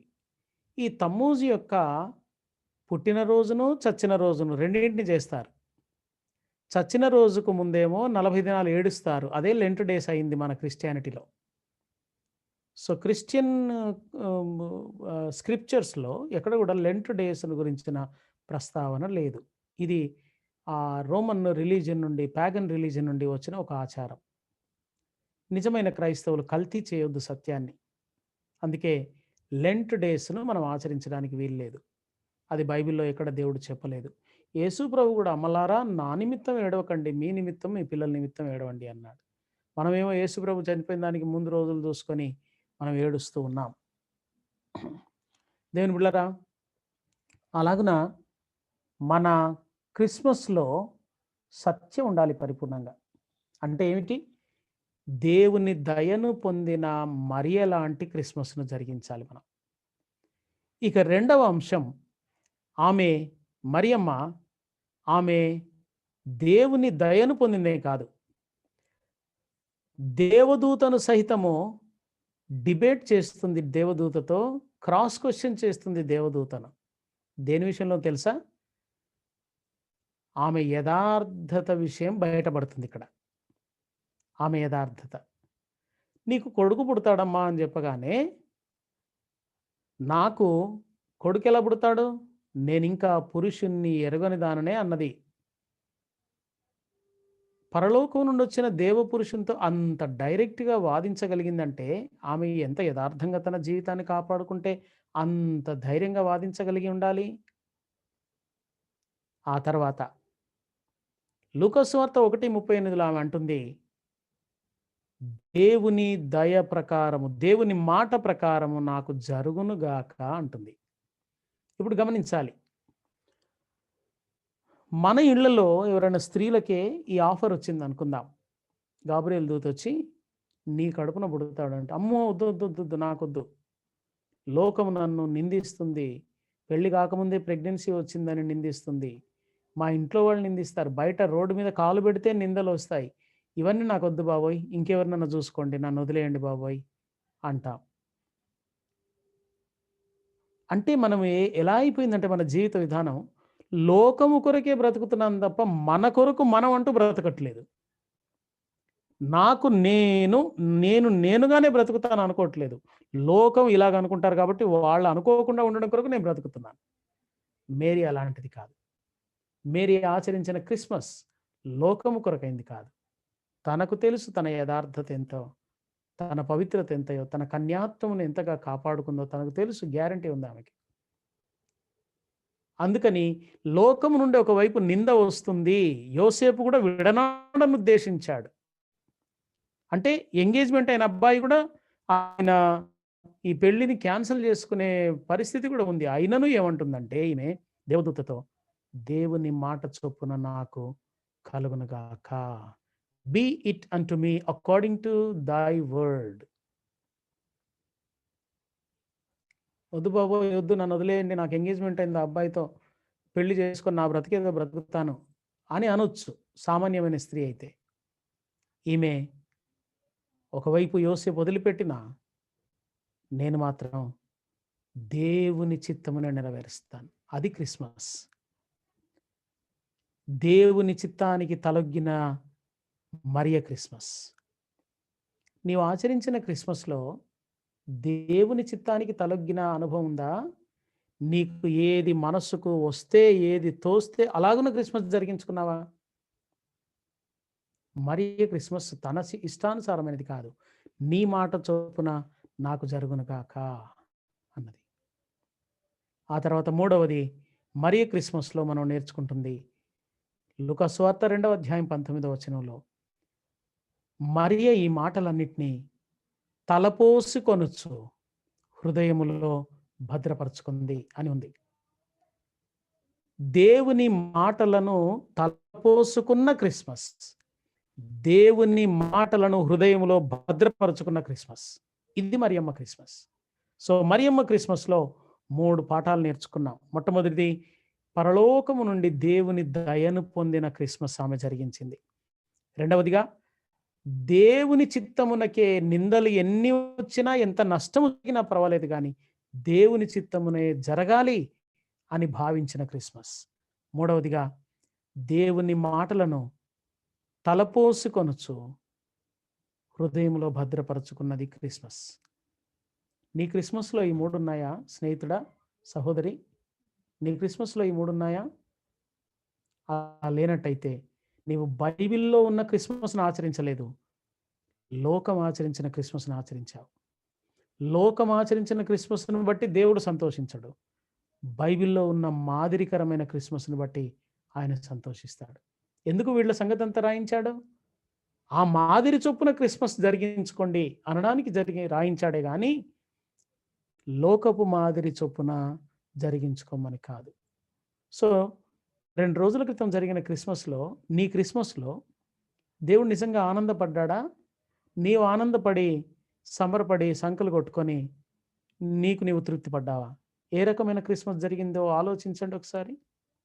మరొక అంశంలోనికి వెళ్తున్నాం. అదేమిటంటే గొల్లల క్రిస్మస్. ఈ గొల్లలు మొట్టమొదటిగా యేసు ప్రభువు పుట్టగానే గొల్లలకే వర్తమానం అందించబడింది. ఇక్కడ కూడా క్రైస్తవ్యంలో జరుగుతున్న ఒక తప్పిదాన్ని నేను మీకు చూపించగోరుతున్నాను స్నేహితులారా. ఆ విషయాన్ని కూడా సార్వత్రిక సంఘం అంతా జరిగిస్తున్న మిస్టేక్ అన్నమాట. ఏమిటి అంటే యేసు ప్రభు పశువుల పాకలో పుట్టనే లేదు. కొత్తొక వింత పాతొక రోత అన్నాను కదా. యేసు ప్రభు పశువుల పాకలో పుట్టాడని ఇంటింటికి పశువుల పాక వేశారు. చర్చిల్లో పశువుల పాక వేశారు. ఆ పశువుల పాకను పెట్టి, గడ్డి పెట్టి ఏదేదో వేషాలు వేశారు. యేసు ప్రభు పశువుల పాకలో పుట్టలేదు. మరి ఎక్కడ పుట్టాడు అనే ప్రశ్న మీకు వస్తుంది. ఎక్కడ పుట్టాడంటే ఆయన పుట్టిన స్థలము వ్రాయబడలేదు బైబిల్‌లో. బెత్లెహేమ్ అనే పట్టణంలో పుట్టాడే కానీ ఎగ్జాక్ట్‌గా ఏ స్థలంలో పుట్టాడు అన్నది వ్రాయబడలేదు. రెండవదిగా క్రిస్టియానిటీ జరిగిస్తున్న మరొక మిస్టేక్ యేసు ప్రభు జన్మ విషయంలో ఏమిటంటే యోసేపు గాడిద మీద మరియమ్మను కూర్చోబెట్టుకొని ఆమె ప్రయాణం చేస్తూ బెత్లెహేమ్ వైపు వస్తూ ఉంటే ఆమెకు డెలివరీ పెయిన్స్ వచ్చినట్టు, నొప్పులు వస్తూ ఉంటే యోసేపు ఒక ఇంటికి అడిగాడు, వాళ్ళు ఒప్పుకోలేదు. సత్రం దగ్గరికి వెళ్ళారు, వాళ్ళు ఒప్పుకోలేదు. అలాగున ఎక్కడ ఒప్పుకోకపోతే పశువుల పాకలో పోయి కన్నది. ఇది మన అండర్స్టాండింగ్. చాలా తప్పు, చాలా తప్పు. లేఖనమును మనము జాగ్రత్తగా పరిశోధించాలండి, చదవకూడదు. We should not read simply, we need to study the Bible. లూకాసు వార్త 2వ అధ్యాయము 6వ వచనంలోంచి మనం గమనిస్తే బెత్లెహేమునకు చేరుకున్నారు. ఎప్పుడో బెత్లెహేములో ఉన్నారు ఒక ఇంట్లో.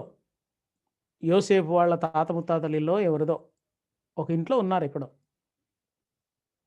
ఉన్న తర్వాత ఆమె ప్రసవ దినములు నిండాయి అని దేవుని వాక్యంలో వ్రాయబడి ఉంది. చూస్తారా కాస్త?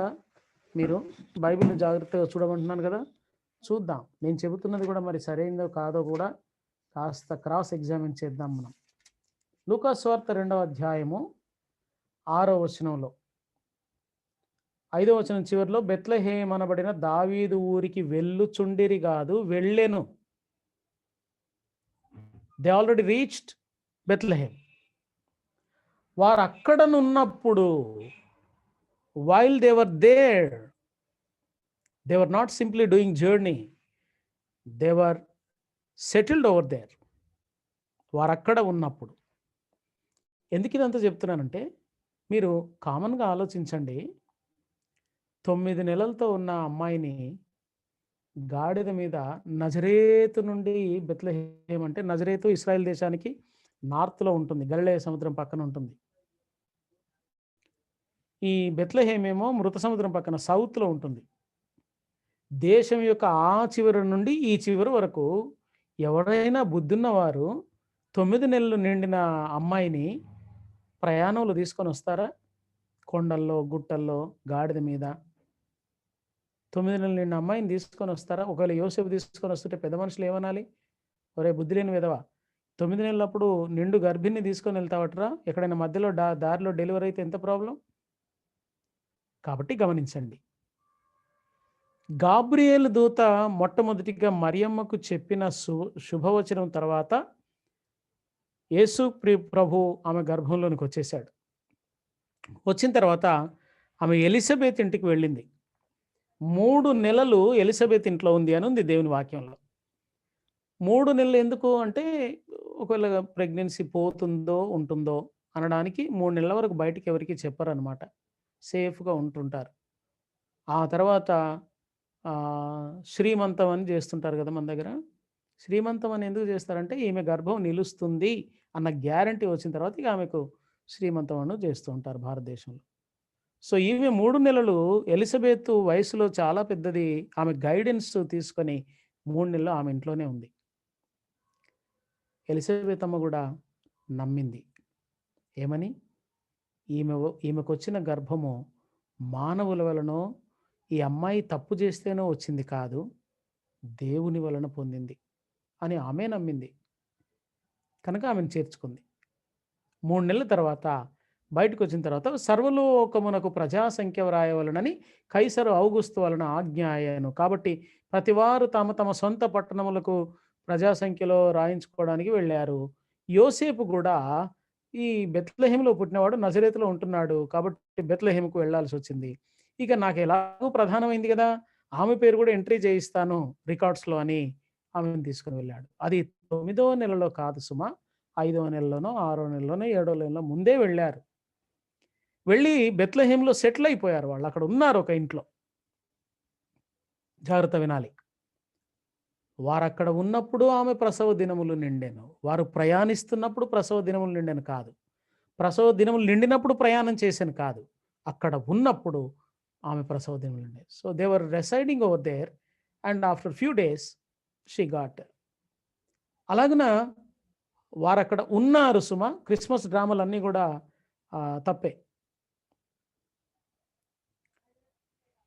మళ్ళీ ఒక విషయం చెప్తున్నాను. ఈమె కన్నది ఏదో ఇంట్లోనో ఎక్కడో కనేసింది. కన్న తర్వాత సత్రము దగ్గరికి వెళ్ళారు. కనక ముందు వెళ్ళలేదు సత్రం దగ్గరికి. కన్న తర్వాత వెళ్ళారు. వాక్యాన్ని జాగ్రత్తగా చదవాలి, అందుకే అంటున్నాను. వారు అక్కడ ఉన్నప్పుడు ఆమె ప్రసవ దినములు నిండాను గనుక ఒక తొలిచూలు కుమారుని కని పొత్తిగుడ్డలతో చుట్టి సత్రములో వారికి స్థలం లేనందున, చుట్టిన తర్వాత సత్రం దగ్గరికి వెళ్ళారు. అక్కడ స్థలం లేదు. అప్పుడు పశువుల తొట్టి దగ్గరికి వచ్చారు. ఇప్పుడు గమనిస్తున్నారా? సత్రం దగ్గరికి కన్న తర్వాత వెళ్ళేది. సో మరి ఎక్కడ కన్నది అంటే, దేవుడు ఆ ఇంటి అడ్రస్ పెట్టలేదు బైబిల్లో. ఎందుకు పెట్టలేదంటే, మనము దాన్ని పుణ్యక్షేత్రంగా మార్చేస్తాం. మనకు విగ్రహారాధన, స్థలాలకు ప్రయారిటీ ఇవ్వడం, చెట్లకు, పుట్టలకు, గుట్టలకు ప్రయారిటీ ఇవ్వడం మనకు అలవాటే కదా. కాబట్టి మనం అలాంటి ఆ స్థలాన్ని పుణ్యక్షేత్రంగా మార్చేస్తామని బైబిల్ గ్రంథంలో ఆ స్థలాన్ని వ్రాయించలేదు. ఇప్పుడు ఇశ్రాయేల్ దేశంలో యేసుప్రభు పుట్టింది ఇక్కడే అని చూపిస్తున్నదంతా అబద్ధం. టూరిజం యొక్క అమౌంట్ డెవలప్ చేసుకోవడానికి వాళ్ళు అలాగనే ఒకటి క్రియేట్ చేశారు అంతే. అదే పశువుల పాక అని చెప్తున్నారు. పశువుల పాకలో కనలేదు అంటున్నాను నేను. అందుకే ఆమె ఎక్కడో ఒక ఇంట్లో ఉన్నారు, అక్కడ కన్నది. ఇల్లుండగా ఎందుకు పశువుల పాకలో కంటది? కన్న తర్వాత సత్రం దగ్గరికి వెళ్ళారు. సత్రం దగ్గరికి ఎందుకు వెళ్ళారంటే, ప్రజాసంఖ్య రాస్తున్నారు, సత్రంలో లైన్లు కడుతున్నారు జనాలు. ఆ లైన్లో నిలబడడానికి వెళ్ళారు. స్థలం లేదు అక్కడ నిలబడడానికి కూడా. అప్పుడు పశువుల పాక దగ్గరికి కాదు, పశువుల తొట్టి దగ్గరికి చేరుకున్నారు. పశువుల పాక ఈజ్ క్వైట్ డిఫరెంట్ ఫ్రమ్ పశువుల తొట్టి. మేంజర్ అని ఇంగ్లీష్లో వాడబడింది. ఆ మేంజర్ అనే పదం వాస్తవానికి అది పశువుల తొట్టి సంబంధించింది కాదు. హెబ్రీ భాషలో, గ్రీకు భాషలో ఫాట్నే అని ఉంది. ఫాట్నే అనే మాటకు పశువుల పాక అని కాదు. A cattle crib, a feeding box for cattle, దాన్ని మేంజర్ అన్నారు. ఈ ఫీడింగ్ బాక్స్, పశువులకు ఆహారం పెట్టేది ఎక్కడ ఉంటుందంటే, ఆసియా ఖండం అంతట్లో ఉన్న ఆచారం ఏమిటంటే, ఊరు బయట పశువులకు నీళ్ళ కొరకు ఒక తొట్టి, గడ్డి కొరకు ఒక తొట్టి గ్రామం వాళ్ళే వేస్తారు అక్కడ.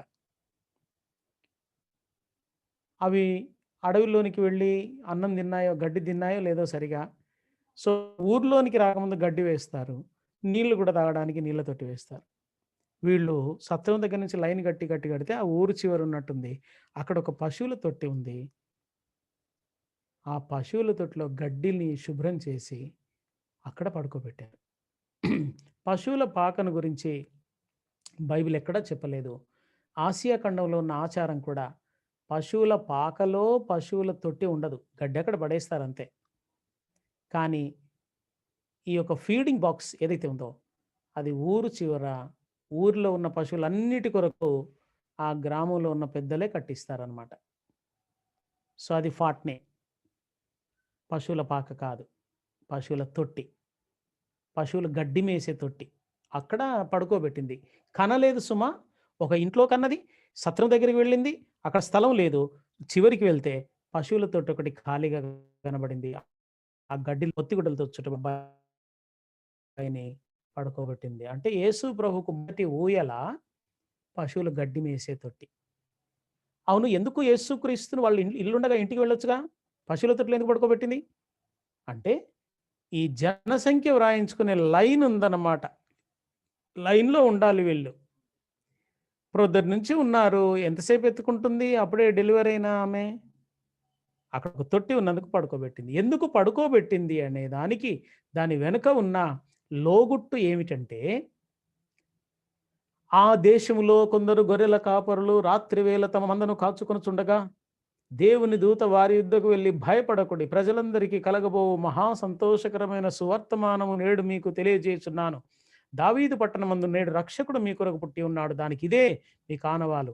ఒక శిశువు పొత్తి గుడ్డలతో చుట్టబడి పశువుల తొట్టిలో, పశువుల పాకలో కాదు, పశువుల తొట్టిలో పరుండి ఉంటే మీరు చూస్తారు, వెళ్ళండి అన్నాడు. ఇప్పుడు గొల్లలకు ఊర్లో పశువుల తొట్లు ఎక్కడుంటాయో బాగా తెలుసు. గొల్లలకు అడ్రస్ రాత్రి వేళ, మళ్ళీ అర్ధరాత్రి ఎవరు చెప్తారు? ఇక్కడ ఎవరో కొత్తగా డెలివరీ అయిందండి, కాస్త ఎక్కడ అడ్రస్ అంటే ఏం చెప్తారు? వాళ్ళు ఎవరిని అడ్రస్ అడగనవసరం లేని పరిస్థితి ఏంటంటే, ఊర్లో ఎక్కడ పశువుల తొట్టి ఉంటుందో అక్కడికి వెళ్ళండి. గొల్లలు దర్శించుకోవడం కొరకు యేసును పశువుల తొట్టి దగ్గరికి తీసుకుని వెళ్ళాడు దేవుడు. దేవునికి స్తోత్రం కలుగును గాక.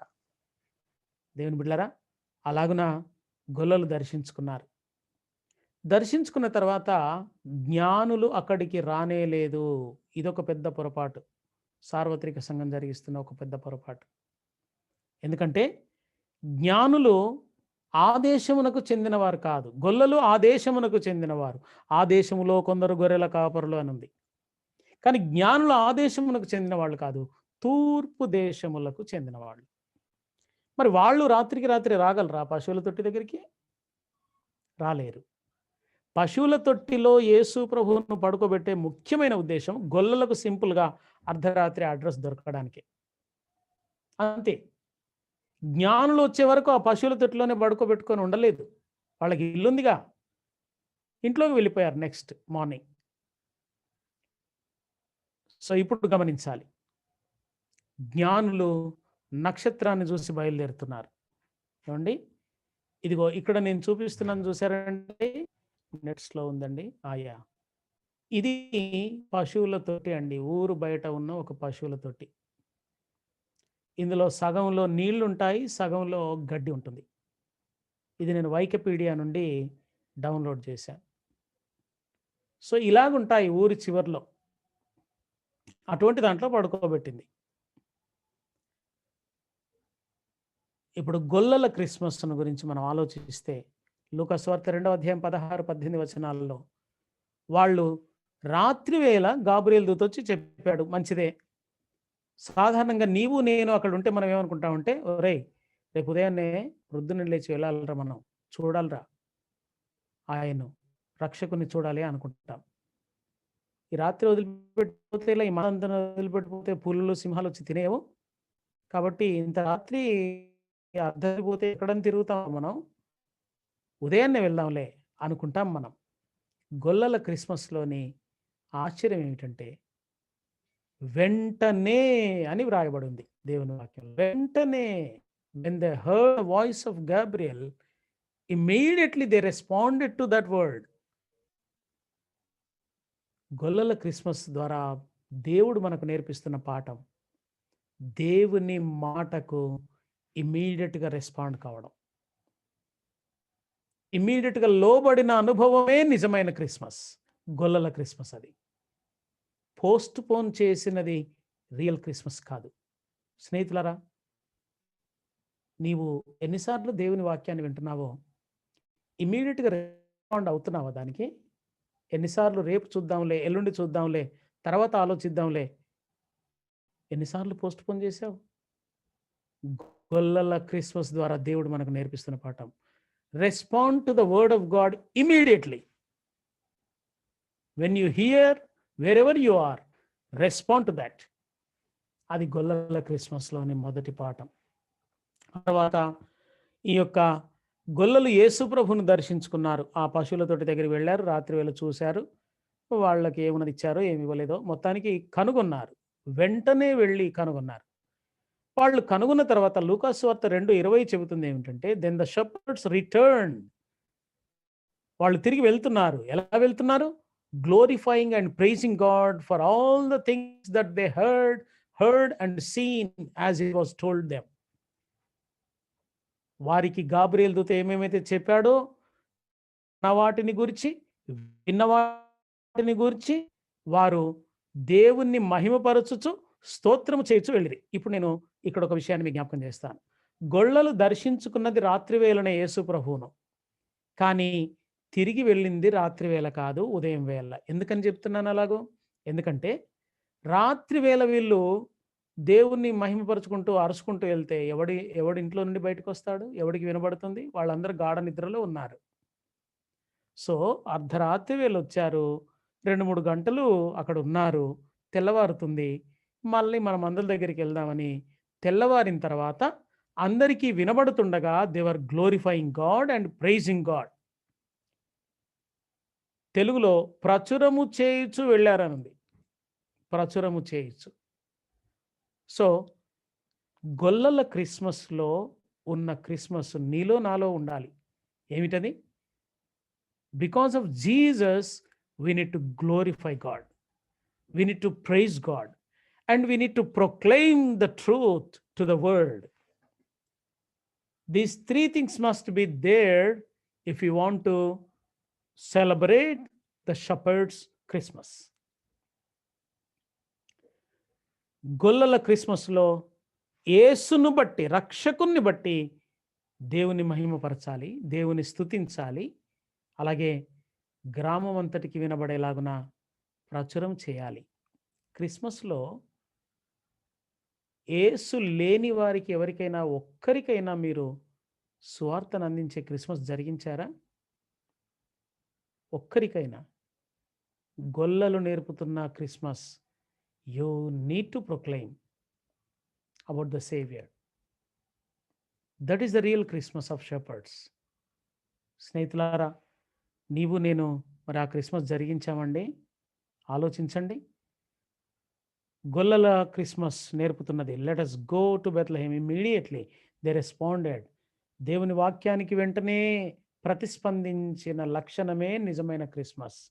అలాగే వాళ్ళు పశువుల తొట్టిలో యేసును కనుగొంటేంత వరకు ప్రయాణించారు. ఆ తర్వాత వాళ్ళు తిరిగి వెళ్తూ వారు దేవుని మహిమపరిచారు, రక్షకుని బట్టి స్తుతించారు. అలాగున గొల్లల యొక్క క్రిస్మస్ జరిగింది. నీలో నాలో బైబిల్లో ఉన్న ఈ క్రిస్మస్ జరిగిందా? బైబిల్కు వెలుపల ఉన్న క్రిస్మస్ జరిగిందా? ఇక చివరిదిగా జ్ఞానుల క్రిస్మస్. కాస్త ఓపిక పట్టండి దయచేసి. ఈ ఒక్కటి వివరించి ముగించేస్తాను. నాకు తెలుసు సమయం ఎక్కువైందని, అయినా మళ్ళీ నాకు నెలకు దొరుకుతుంది సమయం. మరి మళ్ళీ క్రిస్మస్ మిస్టరీస్ అంటున్నాం కదా, అందులో ఉన్న విషయాలన్నీ తెలుసుకోవాలి కదా మనం. ఇక తూర్పు దేశములో ఉన్న జ్ఞానులు వీరెవరు? వీరికి ఎలా తెలుసు ఈ నక్షత్రం పుడితే దేవుడు పుట్టాడని? వీళ్ళకి ఎలా తెలుసు? తూర్పు దేశాలలో ఇరాన్, ఇరాక్ అనేవి ఆ రోజుల్లో ఒకే దేశంగా ఉండేవి. ఇరాన్, ఇరాక్ బబులోను నాగరికతకు సంబంధించినవి. ఈ బబులోన్లో మీరు గమనిస్తే నిమ్రోదు కాలం నుండి కూడా జ్యోతిష్ శాస్త్రము, ఆస్ట్రాలజీ, నాట్ ఆస్ట్రానమీ, ఆస్ట్రాలజీ, ఈ ఆస్ట్రాలజీ అనేది ఉంది.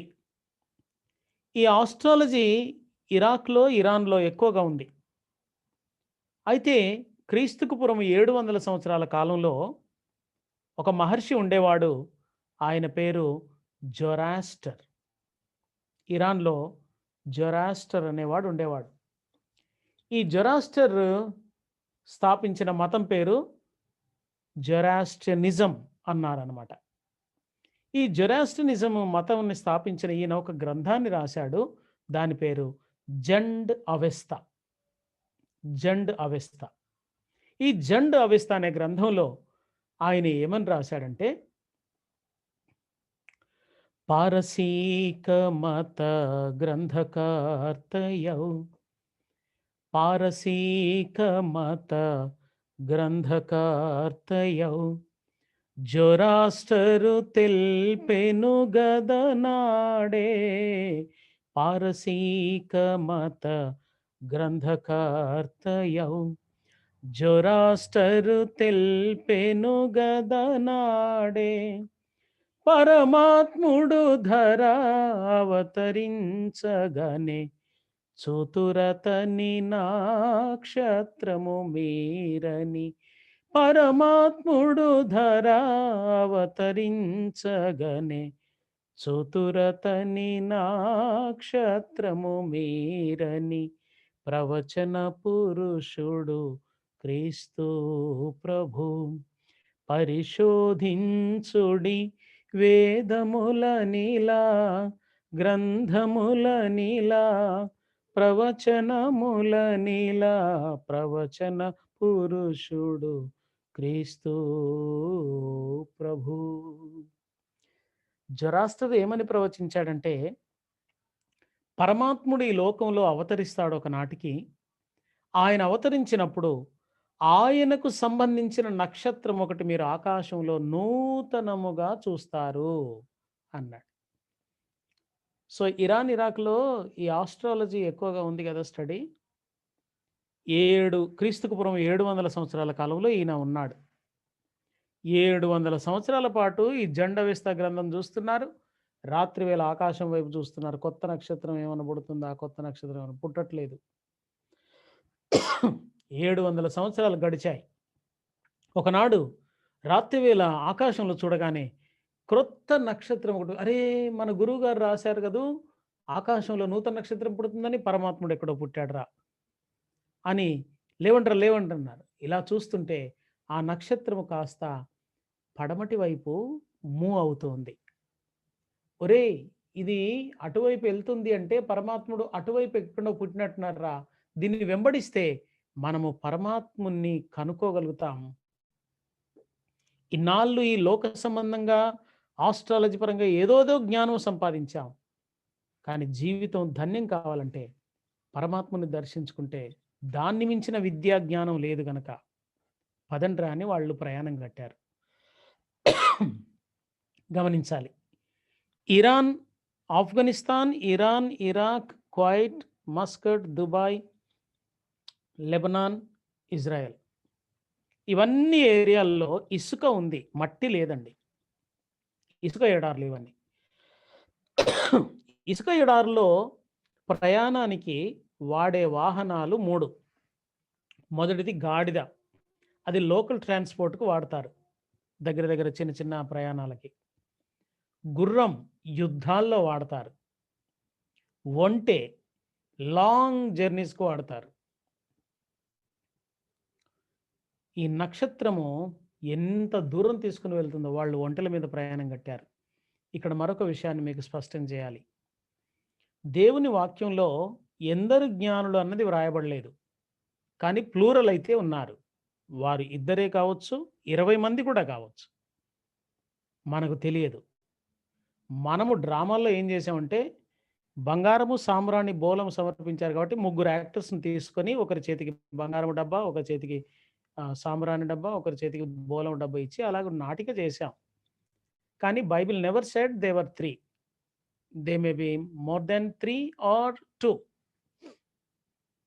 బట్ కొందరు జ్ఞానులు వీళ్ళు ప్రయాణం అయ్యారు. ఇప్పుడు గమనించాలి, యేసు ప్రభు ఇక్కడ పుట్టాడు. ఆ రాత్రే గొల్లలు దర్శించారు పశువుల తొట్టి దగ్గర. మరి దూరము నుండి ఒంటెల మీద ప్రయాణం చేస్తున్న వాళ్ళు ఆ రాత్రే పశువుల తొట్టి దగ్గర చేరుకోగలరా? ఫ్లైట్స్ లేవు కదా అప్పుడు. మరి ఏం జరిగింది? వారు మరొక విషయాన్ని స్పష్టం చేస్తాను. స్టార్ కనబడేది డే టైంలో కనబడదు, నైట్లోనే కనబడుతుంది. కాబట్టి వాళ్ళు night they were doing journey and during the day time they were taking rest and having food. దినములో ఏదో ఒక చెట్టు కింద కూర్చుంటున్నారు, కాస్త కట్టెపుల్లలు పెట్టుకొని భోజనం వండుకుంటున్నారు, తింటున్నారు. పడుకుంటున్నారు. సాయంత్రం 6:30 కాగానే మళ్ళీ నక్షత్రం కనబడుతుంది. మళ్ళీ మూవ్ అవుతుంది అది. పదంట అది మూవ్ అవుతుంది. వారికి ఆనాడు గూగుల్ మ్యాప్ అదే అన్నమాట. So night journey, day time resting time. ఇది వాళ్ళ ప్రయాణపు విధానం. సో వాళ్ళు ప్రయాణం చేస్తూ వస్తూ ఉండగా సుమారు 2 సంవత్సరాలు పట్టిందండి. ఏ గ్యారెంటీతో చెప్తున్నానో వివరిస్తాను. ఇరాన్ నుండి ఇస్రాయేల్ దేశానికి ఒంటె మీద రాత్రులు మాత్రమే ప్రయాణం చేసుకుంటూ వెళ్తే 2 సంవత్సరాలు పట్టింది. ఈ 2 సంవత్సరాల వరకు వారు బెత్లెహేములోనే ఉన్నారు. ఎందుకంటే జ్ఞానులు వచ్చి దర్శించుకోవాలి కాబట్టి. గొల్లలు దర్శించుకోవడానికి పశువులతో ఎట్లా పెట్టాడు యేసు ప్రభువును. జ్ఞానులు దర్శించుకోవడానికి వాళ్ళు ఏదో ఒక ఇంట్లో ఉన్నారని ఉంది. మత్తయి సువార్త 2వ అధ్యాయం 10వ వచనం చూస్తే, వారు ఆ నక్షత్రమును చూచి అత్యానంద భరితులై ఇంటిలోనికి వచ్చి, నాట్ ఎట్ ద మేంజర్, పశువుల తొట్టి దగ్గర కాదు, ఇంటిలోనికి వచ్చారు. సో అలాగున 2 సంవత్సరాలు ప్రయాణం చేశారు. తీరా చూస్తే ఉదయం అయింది వాళ్ళు యెరూషలేము చేరుకునేసరికి. వాళ్ళు అనుకున్నారు వాళ్ళ సొంత జ్ఞానంతో, యూదుల రాజు పుట్టాడంటే ఇది యూదా దేశము. సో రాజుగారి కడుపులోనే పుట్టాలి. ఆ రోజుల్లో ఏంటి, రాజుగారి కొడుకే రాజు, రాజుగారి కొడుకే రాజు. ఈయన గారి రాజుగారి ఇంట్లోనే పుట్టి ఉండాలి కనుక రాజుగారి ఇంటికి పదండ్రా అని యెరూషలేమునకు వెళ్ళారు. ఇక్కడ రాజుగారి ఇల్లు ఎక్కడండి, అక్కడ ఉంది. వెళ్ళారు. హేరోదు రాజా నమస్కారం, నమస్కారం, నమస్కారం. మేము తూర్పు దేశము నుండి వచ్చిన జ్ఞానం. ఏంటి సంగతి అంటే, యూదులకు రాజు ఒకడు పుట్టాడు, మీ ఇంట్లో పుట్టుంటాడు, బయటికి తీసుకొని రండి, మేము ఆయన పూజిస్తామన్నారు. వీళ్ళు చెప్పే వరకు ఆయనకు తెలియదు. ఆయనకే కాదు, యెరూషలేములోని వారందరూ కూడా కలవరపడ్డారు అని 2వ అధ్యాయం 3వ వచనం చెప్పింది. ఎందుకు కలవరం? హేరోదు ఇంట్లో కొడుకు పుట్టలేదు 2 సంవత్సరాలుగా, కానీ యూదులకు ఒకడు రాజు పుట్టాడట. అంటే హేరోదు సీటుకు ఎసరొచ్చేసింది. కాబట్టి హేరోదుకి ఏదో ప్రమాదం ఉంది. హేరోదు సీటుకు ప్రమాదం ఉంటే మన యూదులందరికీ ప్రమాదమే. వాడు క్రూరుడు. రోమన్ ప్రభుత్వం కఠినమైన ప్రభుత్వం. కాబట్టి మనందరికి కూడా ఏదో ప్రమాదం వచ్చిందని భయపడ్డారు వాళ్ళు. తీరా ఎంక్వైరీ చేస్తే వాళ్ళ ఇంట్లో పుట్టలేదు. వీళ్ళు కన్ఫ్యూజన్ గురయ్యారు.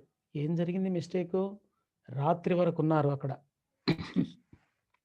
మళ్ళీ రాత్రి బయటికి వచ్చారు ఇంట్లో నుంచి, నక్షత్రం కనబడుతుంది. యెరూషలేము నుండి దక్షిణం వైపుగా 8 మైళ్ళ దూరంలో బెత్లెహేము గ్రామం ఉంది.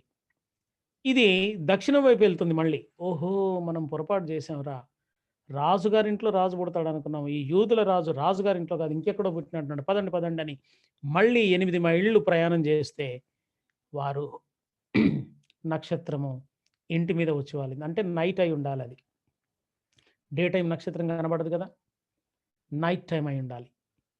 నైట్ టైం వాళ్ళు రీచ్ అయ్యారు. 8 మైళ్ళు నడుచుకుంటూ, యెరూషలేము నుంచి నడుచుకుంటూ వెళ్తే నైటే. సో ఇంటి మీద వాలింది, మూవ్ కావట్లేదు అది. వారు ఆ నక్షత్రం చూసి అత్యానంద భరితులైరా, అమ్మయ్య డెస్టినీకి వచ్చినట్టున్నాంరా మనం, మన అన్వేషణకు జవాబు దొరికింది, పదండి లోపలికి వెళ్ళి చూద్దామని ఇంటిలోనికి వచ్చి తల్లి అయిన మరియను శిశువును చూచి. జాగ్రత్తగా వినండి, ఇది ఒక్క పాయింట్ మీకు అర్థమైతే నా ఈ సందేశం అంతటికి న్యాయం జరిగినట్టే. ఇంటిలోనికి వచ్చి తల్లి అయిన మరియను చూశారు, శిశువును చూశారు. ఇద్దరిని చూసినట్టుగా ఉంది అక్కడ. యోసేపు ఎటు వెళ్ళాడేమో అప్పుడు. తల్లి అయిన మరియను శిశువును చూచి ఆయన ఎదుట సాగిలపడి అని స్పెసిఫిక్గా మెన్షన్ చేయబడింది. వారి ఎదుట కాదు, మరియమ్మ ఎదుట సాగిలపడలేదు, ఆయన ఎదుట. ఆ శిశువు అప్పటికే 2 సంవత్సరాలు చిన్నగా నడుస్తున్నట్టున్నాడు. ఆయనకు అర్థమైంది, జ్ఞానులు వచ్చేసారు అది మొత్తానికని యేసుప్రభువుకు అర్థమైపోయింది. ఆ శిశువు ఎదుట సాగిలపడ్డారు, ఆయన ఎదుట. దే బో down before him, not before her. Because the wise men, the Magi knows very well that Mary, the mother of Jesus, is not worthy to be worshipped. ఆమె ఆరాధనకు యోగ్యురాలు కాదు అని వీళ్ళకి బాగా తెలుసు. కాబట్టి వాళ్ళు ఏం చేశారంటే యేసుక్రీస్తుకు మాత్రమే ఆయన ఎదుట సాగిలపడ్డారు. మళ్ళీ సాగిలపడడం అంటే ఆరాధించుట. ఆరాధనలో భాగంగా వాళ్ళు ఏం చేస్తున్నారు, తమ పెట్టెలు విప్పారట. అంటే పెట్టెల కొద్దీ విలువైన వాటిని తీసుకొని వచ్చారు ఈ యూదుల రాజును ఆరాధించడానికి. అందులో మొట్టమొదటిది బంగారము పెట్టెల కొద్దీ తీసుకొచ్చారు. ఆయనకు సమర్పించానుంది, వారికి సమర్పించాను లేదు. మామూలుగా ఒక ఇంట్లో ఒక బిడ్డ పుడితే మనం వాళ్ళని దర్శించడానికి వెళ్తే ఏం చేస్తాం, 0 సైజ్ బనియన్ డ్రాయర్ ఒకటి కొనుక్కొని పోతాం కదా చిన్నది. తర్వాత తల్లికి ఒక చిన్న బ్లౌజ్ పీసో ఏదో ఒకటి తీసుకొని వెళ్తాం గిఫ్ట్గా. వీళ్ళు ఇంత దూరం నుండి 2 సంవత్సరాలంత దూరం నుండి దేశ దేశాలు దాటుకుంటూ వచ్చి మరియమ్మకు ఏ గిఫ్ట్ తెచ్చినట్టుగా లేదు బైబిల్లో. పెట్టెల కొద్దీ బంగారము సాంబ్రాణి బోలము ఆయనకు మాత్రమే సమర్పించారు. ఇక్కడ ఆరాధనకు యోగ్యుడు యేసు మాత్రమే. తల్లి కన్నంత మాత్రాన చేత ఆమె కూడా మాలాంటి సామాన్య మానవురాలే, ఆమె కూడా యేసునే ఆరాధించాలి, మేము ఆయన్ని ఆరాధించాలని వాళ్ళు మనకు నేర్పిస్తున్నారు. నీ క్రిస్మస్లో నీ మనస్సు వేటి మీద ఉంది? ఆయనను మాత్రమే ఆరాధించగలిగేంత మనసుందా? లేక భోగభాగ్యాల మీద అది సెలబ్రేట్ చేయాలి, ఇది సెలబ్రేట్ చేయాలి అంటూ వాటికి ప్రయారిటీ ఇచ్చావా? జ్ఞానులు నేర్పిస్తున్నారు, మరియమ్మకు కూడా ప్రయారిటీ ఇవ్వకు, నీవు చేసుకునే భోజనానికి ప్రయారిటీ ఇవ్వకు, నీ వస్త్రాలకు ప్రయారిటీ ఇవ్వకు, వేటికి ఇవ్వకు. Only to Jesus, worship only Jesus. That is the lesson, the Christmas lesson they were teaching to us. బంగారము దైవత్వానికి సూచన. యేసుక్రీస్తు దేవుడు అని వాళ్ళు గ్రహించారు, బంగారమును ఆయనకు సమర్పించారు. సాంబ్రాణి పరిమళ జీవితానికి, పరిశుద్ధ జీవితానికి ముంగుర్తు.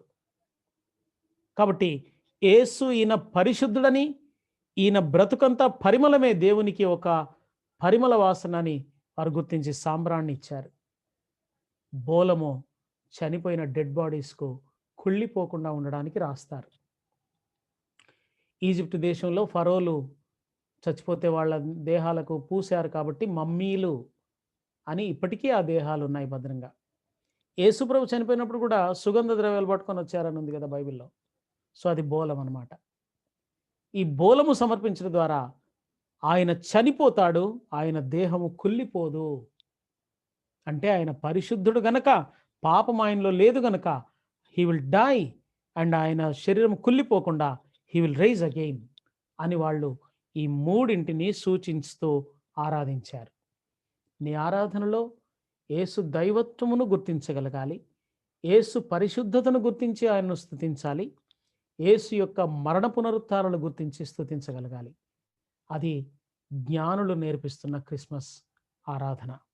దేవుని బిడ్డలారా, అలాగున జ్ఞానులు వారు యేసును ఆరాధించారు. చివరిగా వారు ఆరాధించిన తర్వాత ఏం జరుగుతుంది? మత్తయి 2వ అధ్యాయం 12వ వచనం చెబుతుంది, and being warned of God in a dream that they should not return to Herod, they departed in to their own country another way. యేసును కనుక్కోకముందు వారి ప్రయాణము ఒకవైపు నుండి వచ్చింది. యేసును కనుక్కొని ఆరాధించిన తర్వాత వారి ప్రయాణము మరొక విధానంలో వెళ్ళింది. యేసును కనుక్కోకముందు హేరోదు ఇంటి ద్వారా వచ్చారు. యేసును కనుక్కున్న తర్వాత హేరోదు ఇంటికి వ్యతిరేకమైన ప్రయాణంలో వారి సొంత దేశానికి వెళ్ళారు. యేసును ఈ క్రిస్మస్లో ఆరాధించిన నీవు అంతకుముందు ఏ బలహీనతలతో, ఏ లోపముతో, ఏ పాపముతో వచ్చావో నో ప్రాబ్లం.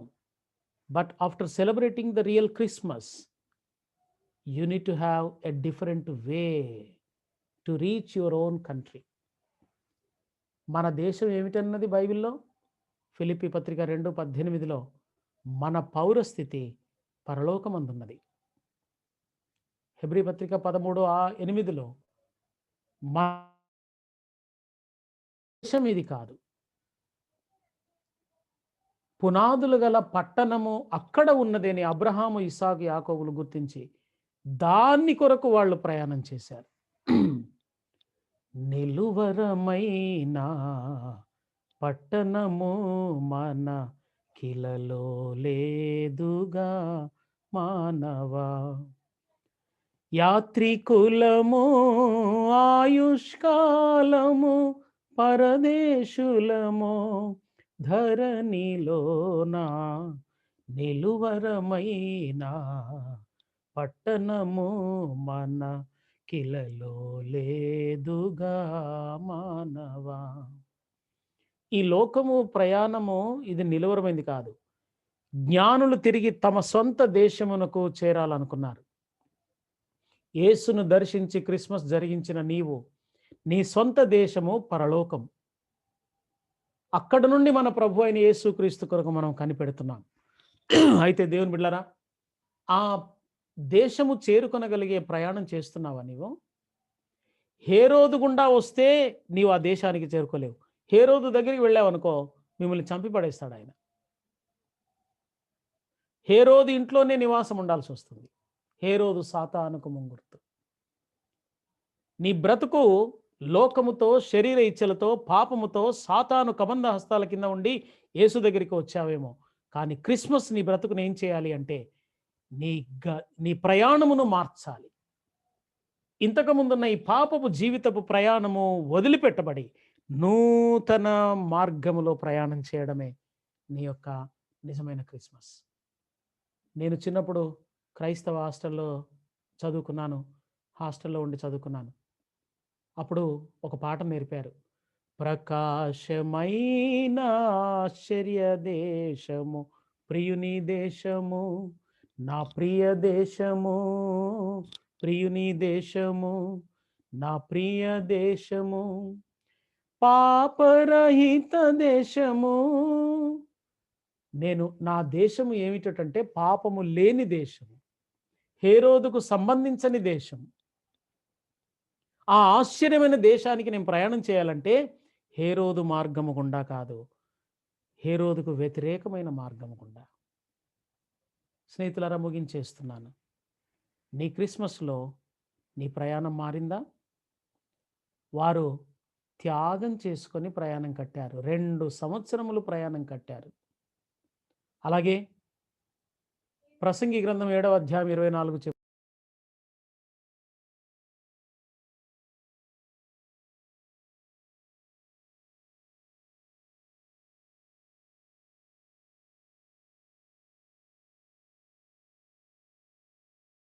ఎంత లోతుకు వెళ్ళగలుగుతున్నావు దేవుని వాక్యంలో? ఇది జ్ఞానులు జరిగించారు. అలాగే వాళ్ళు అంత దూరం నుండి వచ్చి మరియమ్మకు కానీ మరి ఎవరికి కానీ సాగిలపడలేదు, కానుక ఇవ్వలేదు. యేసుకు మాత్రమే పెట్టెల కొద్దీ బంగారము సాంబ్రాణి బోలం ఇచ్చి ఆరాధించారు. నీ ఆరాధన ఎలా ఉంటుంది? ఎలా జరుగుతుంది? అలాగే వాళ్ళు వేరొక మార్గము గుండా వాళ్ళ దేశానికి వెళ్ళారు. నీ ప్రయాణం మారిందా స్నేహితుడా, సహోదరి? క్రిస్మస్ జరిగించావు, మంచిదే. క్రిస్మస్ తర్వాత ఆ పాత ఆలోచనల ప్రయాణమే నడుస్తుందా? పూర్తిగా మారిపోయిన ప్రయాణం నడుస్తుందా?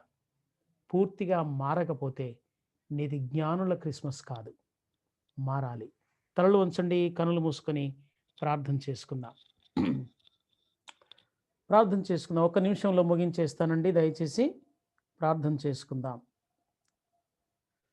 హల్లెలూయా, స్తోత్రం, హల్లెలూయా, స్తోత్రం, హల్లెలూయా, హల్లెలూయా, స్తోత్రం రాజా, స్తోత్రం నాయన.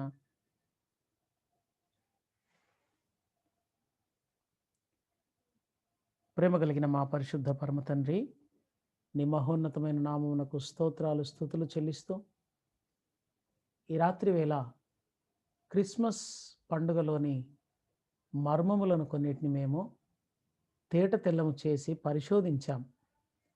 అందులో ఉన్న సత్యాలు మా అందరికీ అర్థమై వాటిని జీర్ణించుకొని సత్యమును స్వచ్ఛమైన సత్యంగా మేము వెంబడించడానికి మా అందరిలో ఆ యొక్క తీర్మానమునివ్వండి. మరియ జరిగించిన క్రిస్మస్ను, గొల్లలు జరిగించిన క్రిస్మస్ను, జ్ఞానులు జరిగించిన క్రిస్మస్ను మాత్రమే మేము జరిగించి లోకానుసారమైన క్రిస్మస్గా వెళ్లకుండా బైబిల్లో ఉన్న క్రిస్మస్తో మా క్రిస్మస్ పండుగ జరిగించి ఆ ప్రకారము మా ప్రయాణం ఉండటకు సహాయం చేయమని, జ్ఞానులు ఆ. ఎదురుగా వేరొక మార్గం గుండా ప్రయాణం మేము కూడా తగ్గిందే అలాగే ప్రయాణం చేయుటకు సహాయం చేయమని, ఇందులో ఉన్న దేవుని కుటుంబ సభ్యులందరము నిజమైన క్రిస్మస్ కొరకు ఆరాటముతో ప్రయత్నించి జరిగించుకునే అనుభవమును, క్రిస్మస్తో ముగించకుండా క్రిస్మస్ జ్ఞానులలో నూతన ప్రయాణములో ఉన్నట్టుగా మాలోను దినదినము జరిగించమని యేసునామములో ప్రార్థించి స్తుతిస్తున్నాము తండ్రి. ఆమేన్. Thank you very much pastor గారు.